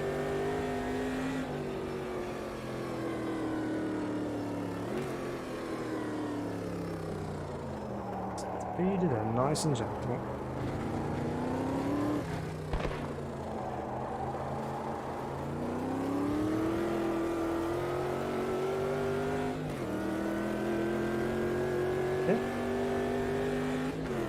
Probably coming to the final lap now, as we're below the 2-minute mark. 300 board. That's the breaking point.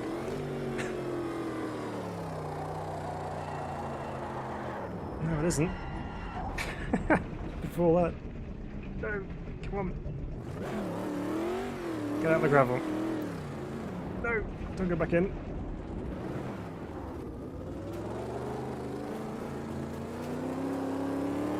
Well, I think we've somehow got away with that.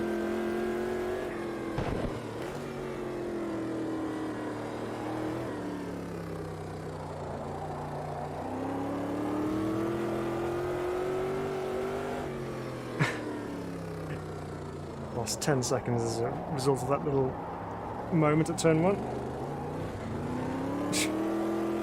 Come on, Corvette, get up the hill.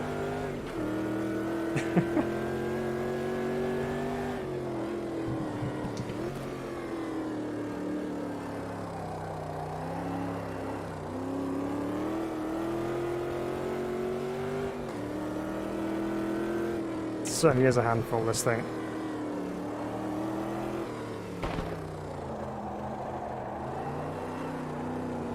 Luckily, we have a rounder rim to keep a hand on.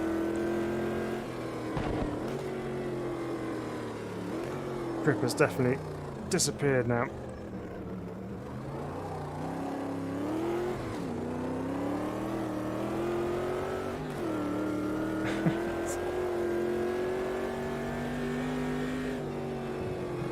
On the brakes even earlier just to make sure we get through this final corner.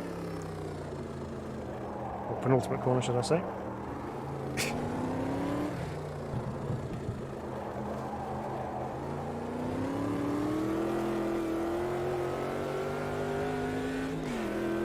And there we go, I think we've made it. We did better than we did at Monza. We actually finished the race for a start. There we go. Oh dear. It's quite an experience driving this car.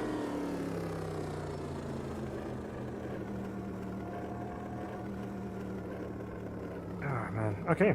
Well, somehow we managed to finish that off in P1.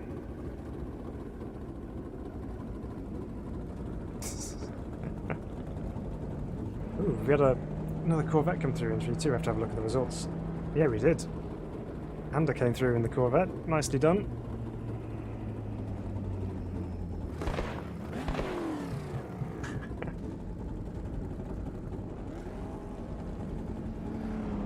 So where did that was Kevin came through 6th, Apex was in 3rd. Poor tyres can cool themselves off now. There's Todd. Oh, top 10 for Todd. Well done, Todd. And Funky in 10th. What happened, Funky?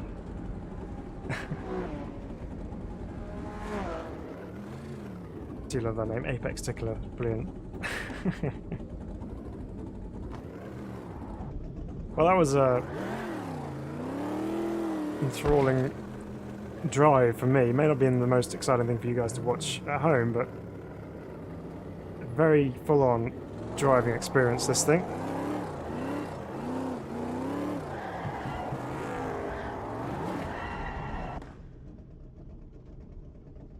Oop, there's... Okay, that's fine. I think it's just the... just the game taking us back to the lobby. Okay, cool. Well, there we go. That was fun. So the Corvettes and the 911 H-Pattern Heroes, they are awesome cars. Right. Let's move on. Oh, that Dave calls. Sorry for the bumps. Kevin, that was mental. Right. More H-Pattern gearbox fun coming up our way, I think. I reckon Group C is on. I'm not I'm not going to brave the Mercedes Sauber, but I will take the 962. Thought I upset someone with Sprocket. Right, let's get a suitable circuit for this. Oh, we've been raided by some bots. Brilliant. Eat those later. Right. Oh, I can't see it. Yep. Spa Francorchamps, I think, is the option here. Everyone's following suit with the 962. There's a few Saubers sneaking in there. Ah, you know what? Just for the sake of it, let's do it. Let's do it. Do it for YouTube. Don't be safe. That's what you can do on your own. Let's have some fun. Drive the Sauber C9.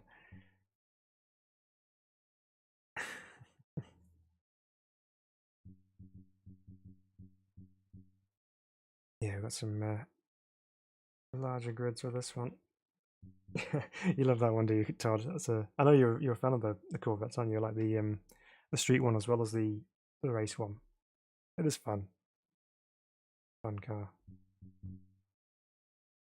So we are kind of sticking to Grand Prix circuits for this evening. It's just kind of goes along with the legendary status of some of these cars. We like to tend to explore some other lesser known tracks when we do some of these races, but for the sake of these particular ones, I think it's relevant to go for these particular tracks. So, and you know, Group C at Spa is always a joy. Now for something completely different. So yeah, exactly. So we now go from having very little grip and braking ability to heaps of grip. In comparison, it still has its moments, but yeah, certainly a lot better on the brakes. Oh, this thing is so good. More V8 action. Oh, there's a few people jumped on the Sauber. Okay, how good on you. All right, let's get some low fuel in here. Well, it's already low fuel enough. Let's go.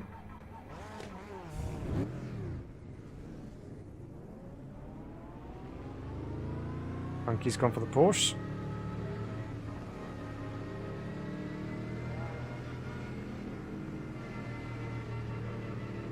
Right. Keep ourselves nicely below speed limit. Don't want to get pinged. And then we unleash the beast.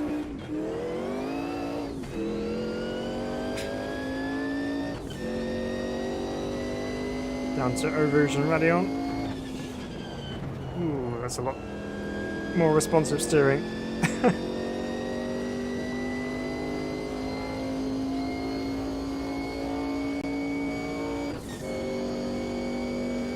Sounds awesome.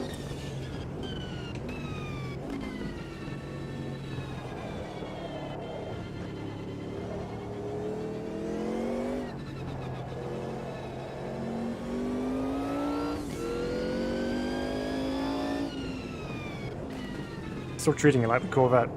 I can be a little bit more aggressive with this. Not much, but enough. The rear end will still complain at me though.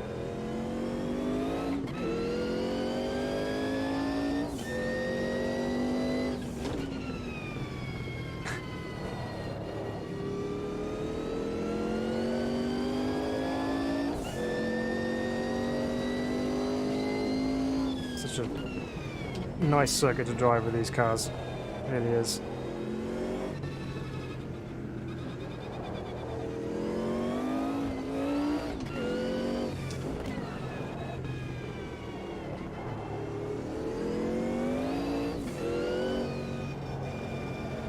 Taking a bit of grass on the inside there, Funky. Missed.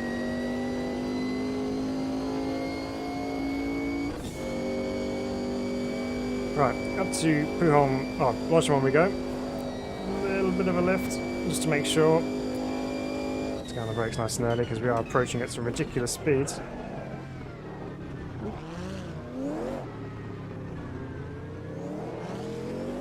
A little bit of traffic as one exits stage right.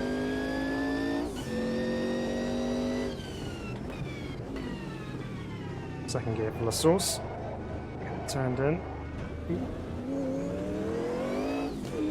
Took too much speed through there, hence why we ran out on the exits. Right, how quick do we dare take Eau Rouge and Radeon? We've got to run, we've got nowhere to go. Bailed.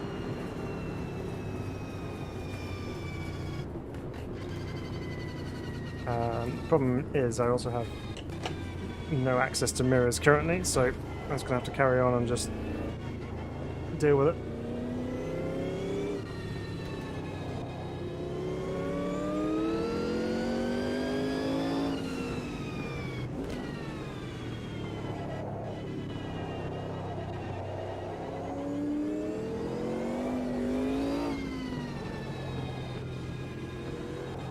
Gotta see how well everyone survives with this thing, because so far everyone's doing pretty well, considering how much of a beast these Group C cars are.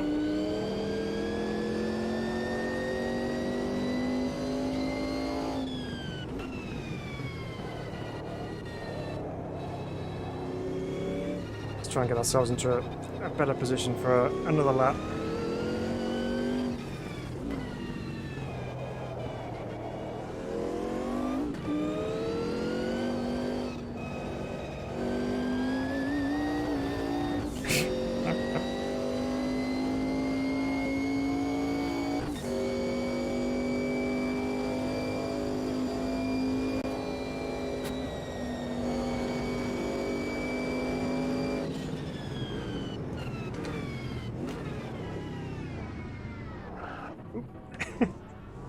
Very easy to do actually with this car, is lock up and spin on the apex. Oh no, Hai has lost his rear wing.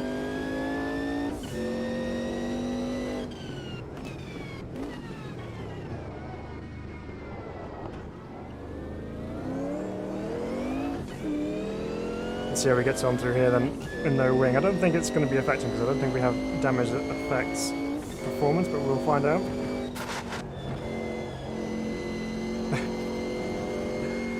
Got away with it. Oh no! Oof.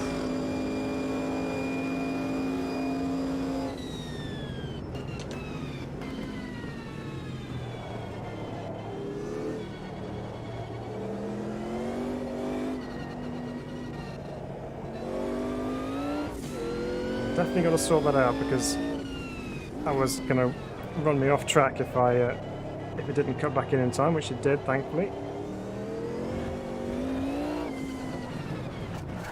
That was my own fault. That was all my own doing.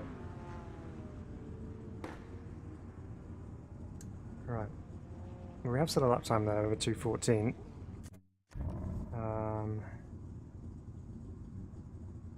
I might just leave it there and then just see where we end up and then come through the grid. Make it a bit more interesting so you guys have something to watch other than me trying to manhandle one of these things. Full grid, 26 cars. So that's good. Let's go to the monitor and have a watch, see how what's going on. Yeah, so I wonder what I'm going to do with that then, why that's cutting out like that. Obviously not strength related on the force feedback, so I can put that up a little bit more.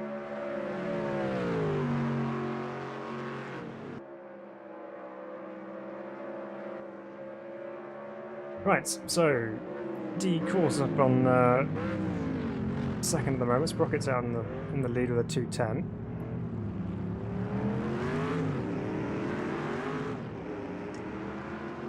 So all Saubers at the front. It's all changed as well. Another Sauber to the 4. Ooh, getting a bit feisty into turn 1. What's Todd doing? He's in the Sauber as well. Funky's the lead Porsche at the moment.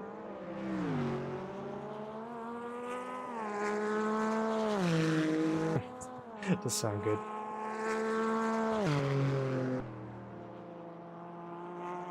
Up over the top of the hill there. Very nice indeed. There's Jorg's also in a 962. Curious to see if any of the Porsches can get up to the front. Big slide out of the source. Ah, there we go. So Christoph's actually put the Porsche to P4 now.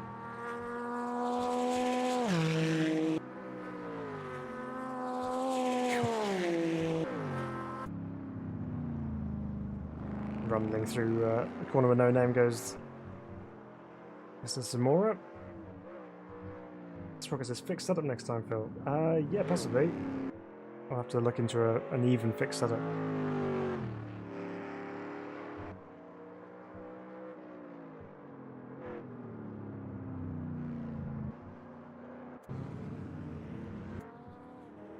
Sprocket's up there in P3 at the moment anyway. Let's see how everyone else is getting on. People have still yet to set times. There's one. Steinman is having a rotation. On slightly creased 962.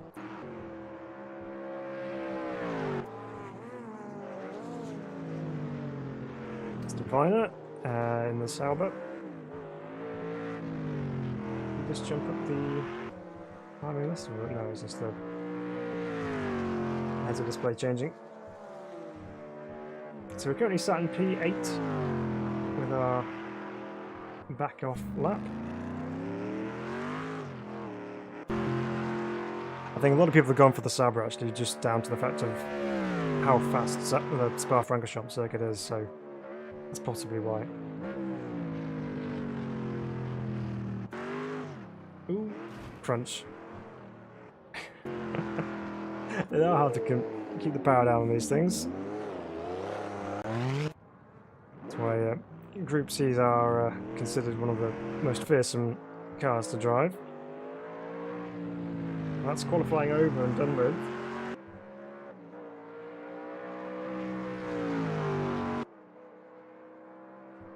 We're currently clinging on to a top 10. Oops, someone's gone way wide in the background there. What was that?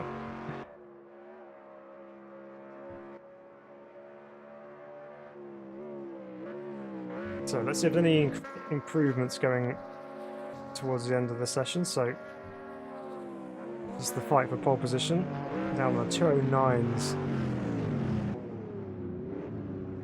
Oop, that's not going to be an improvement there.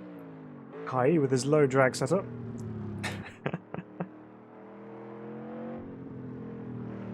2:10.3 currently. Oh, we have slipped outside the top 10 now, that's fine. I was kind of expecting that to happen.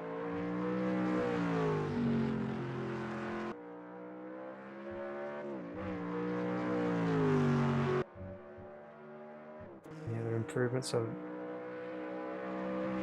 Scott's looks like he's possibly finished his lap, I would say. BRVP's got in there a 2:13.7 and the 9.62. There's Kevin also in the Porsche.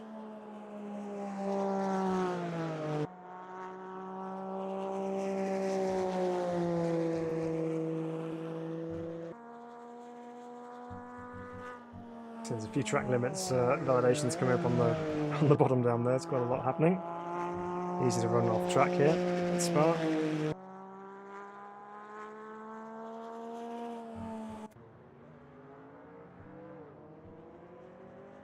So Ricci's jumped up to second on a 2:09.7, so there's a couple of people up in the 2:09s. Okay, so our potential there wasn't reached in terms of lap time, so we're kind of out of position a little bit, but let's see what happens. See what happens from here. We could have a bit of a exciting race in the midfield, but I'll pick our way through nicely here. I won't bother with the flags, but again, good international showing going on. I want to start in international situations. Right, let's carry on through. Fuel. What do we want? 7 laps in. Should be enough. I would have thought. Right, good luck everybody. Hopefully we can make this through relatively safely. Never completely safe in a Group C sports car, but let's be as safe as we can. Do I have a chance for a quick swig of water? Probably not.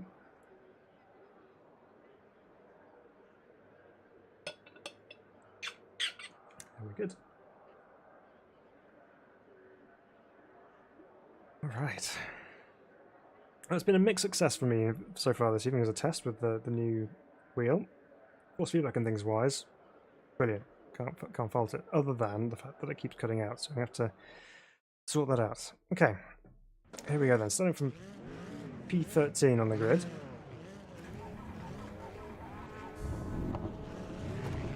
On the inside going down to turn 1, which is a bit of a bonus.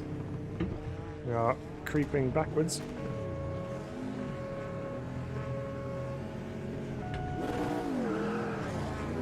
Ooh, we've had a non-starter off the grid.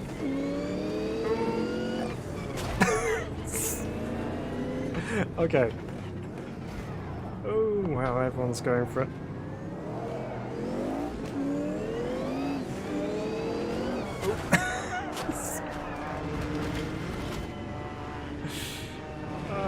Okay, you all go.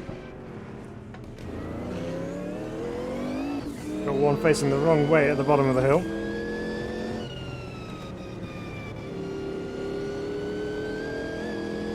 I guess that's what happens when we introduce Group C cars into the world of online racing. It's not always going to be clean. Right, now things are settled down a little bit. Maybe. As we go 3 wide into...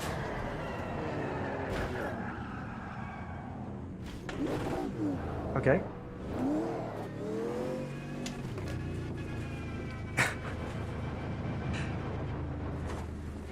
I did say it was going to be interesting in the midfield. That's not quite what I was expecting. Alright. Let's try again, see if we can get through another couple of corners.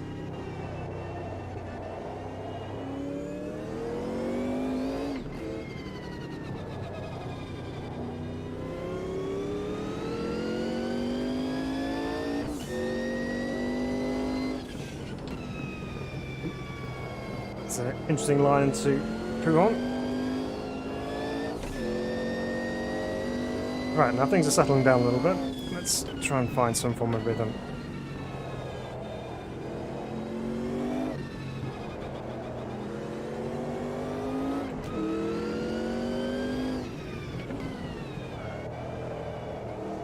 Cut out of me again then. Luckily we're in a relatively straight line.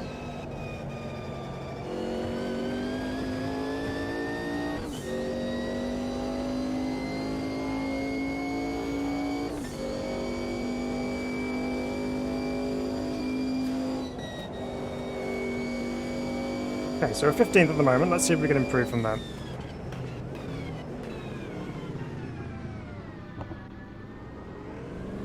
Nice and gentle through the bus stop. There's Kevin up there in P13, where we started the race actually from. Some space on the inside.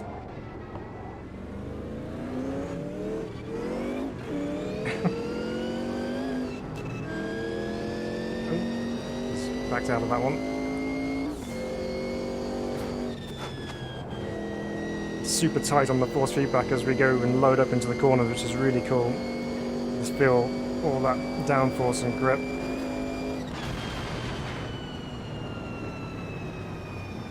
Okay. Well, we're back at 15th. Let's go over those sausage curbs on the inside. Oh my word, we've turned into Wreckfest.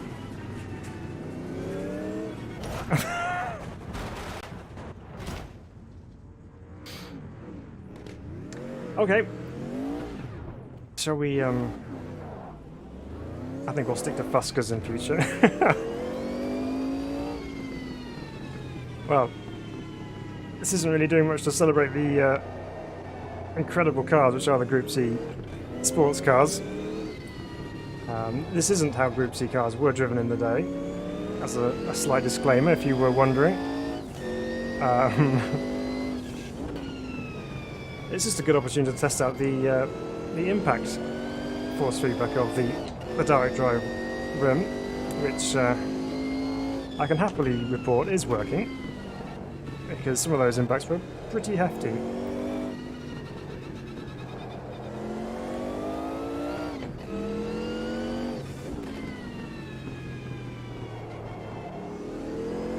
Of all the races to choose from start from mid-grid, that probably wasn't the one. Kind of want to be out in front of that one, I think.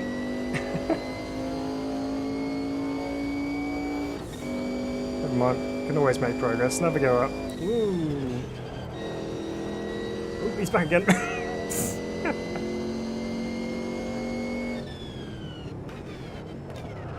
That's too late on the brakes.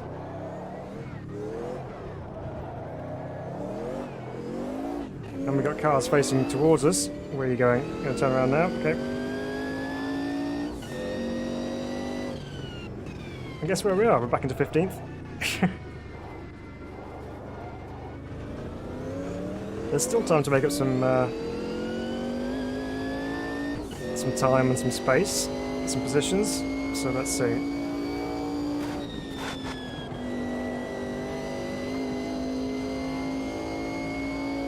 Funky says, I quit the session for a drink, or I would have been in the midfield carnage with you. Oh, it's doing it again. It's so weird.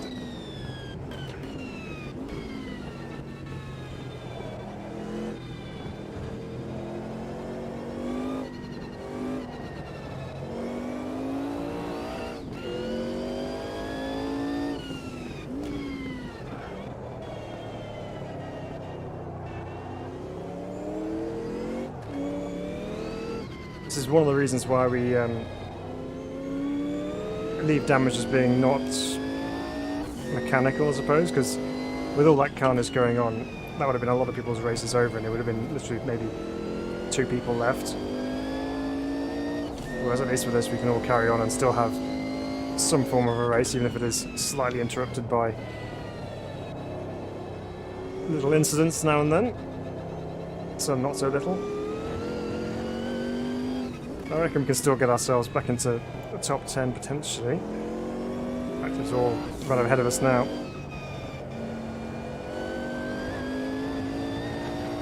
Get off the curb. Is he tram lining that curb? Right. Let's see if we can negotiate these 4 cars ahead of us relatively cleanly.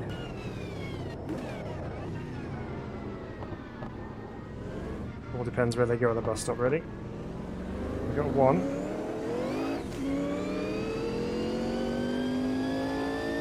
It's 2.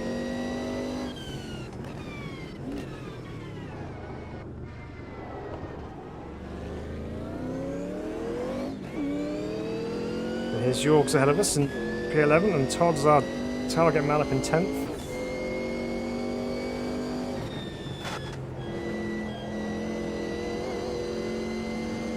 It's got it right over the top of Eau Rouge with this thing. Getting the slipstream here.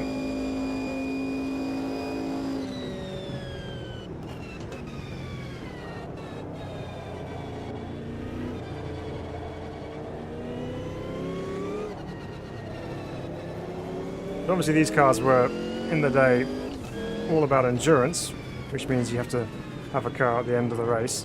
So they would have been driven with a degree of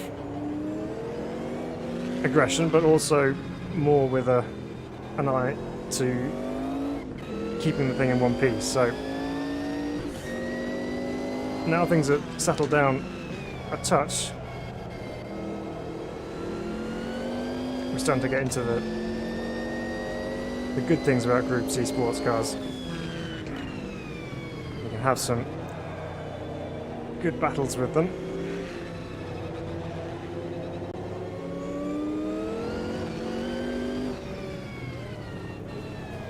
Ooh, he's gone wide. Probably inside. More spoilers going for a journey. And now actually up into top 10, so don't feel so bad if we get past Todd. Is he going to come back on? Thankfully we missed him. That's P9. Uh-oh. Need to brake early for the bus stop by a long way. So we will get one more lap in.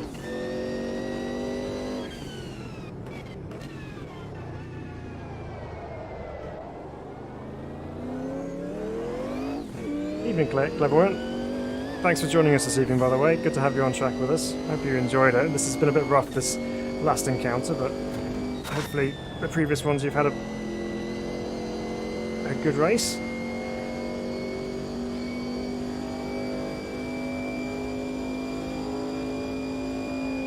Right.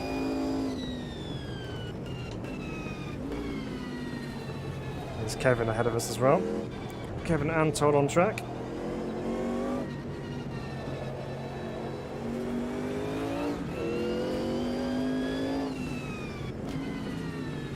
Green flag ahead of us, someone's had a moment.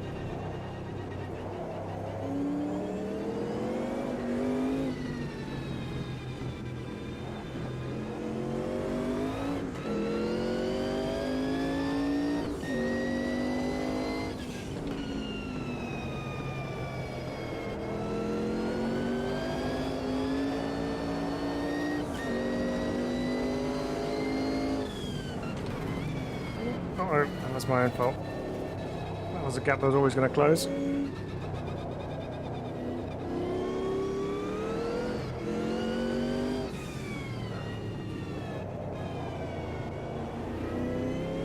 I'm leaving in third gear through here just to try and minimise wheel spin on the exits. Ooh. Todd's getting excited with the throttle.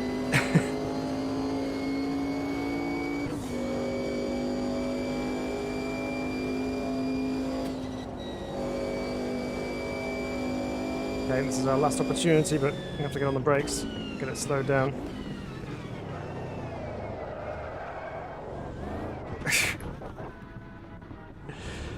Rally driving my Sauber C9.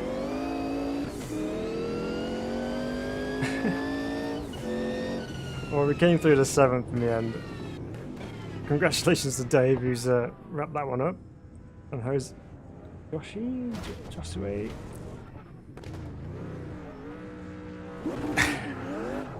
Join in some celebratory donuts, even though there's not an awful lot to celebrate in this one.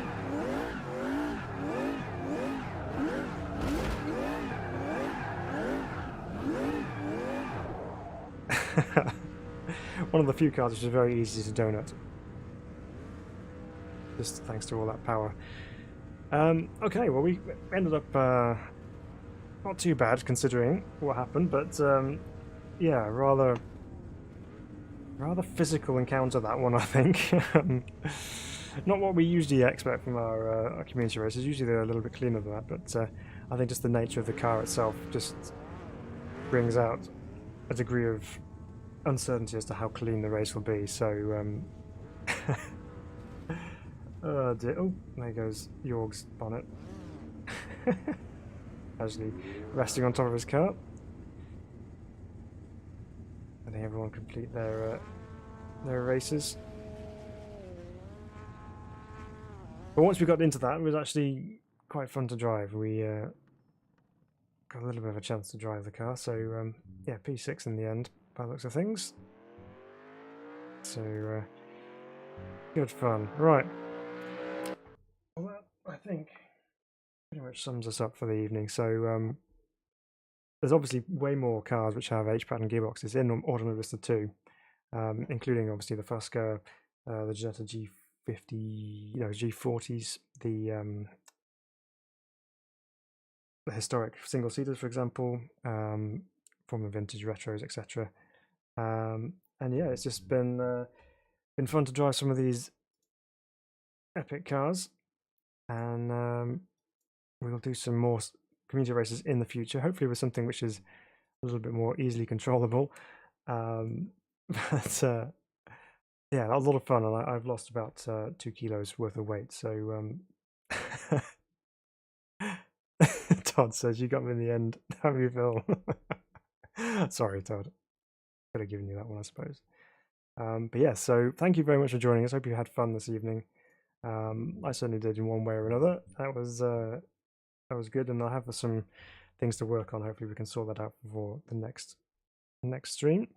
But yeah, thank you very much, guys, for joining us. Hope you had fun, and we'll look forward to seeing you in our next video or our next stream. So please join us for that. Keep an eye out for the next ones to come your way very soon. But until then, take care of yourselves and have an awesome rest of your weekend. And goodbye for now. See you next time.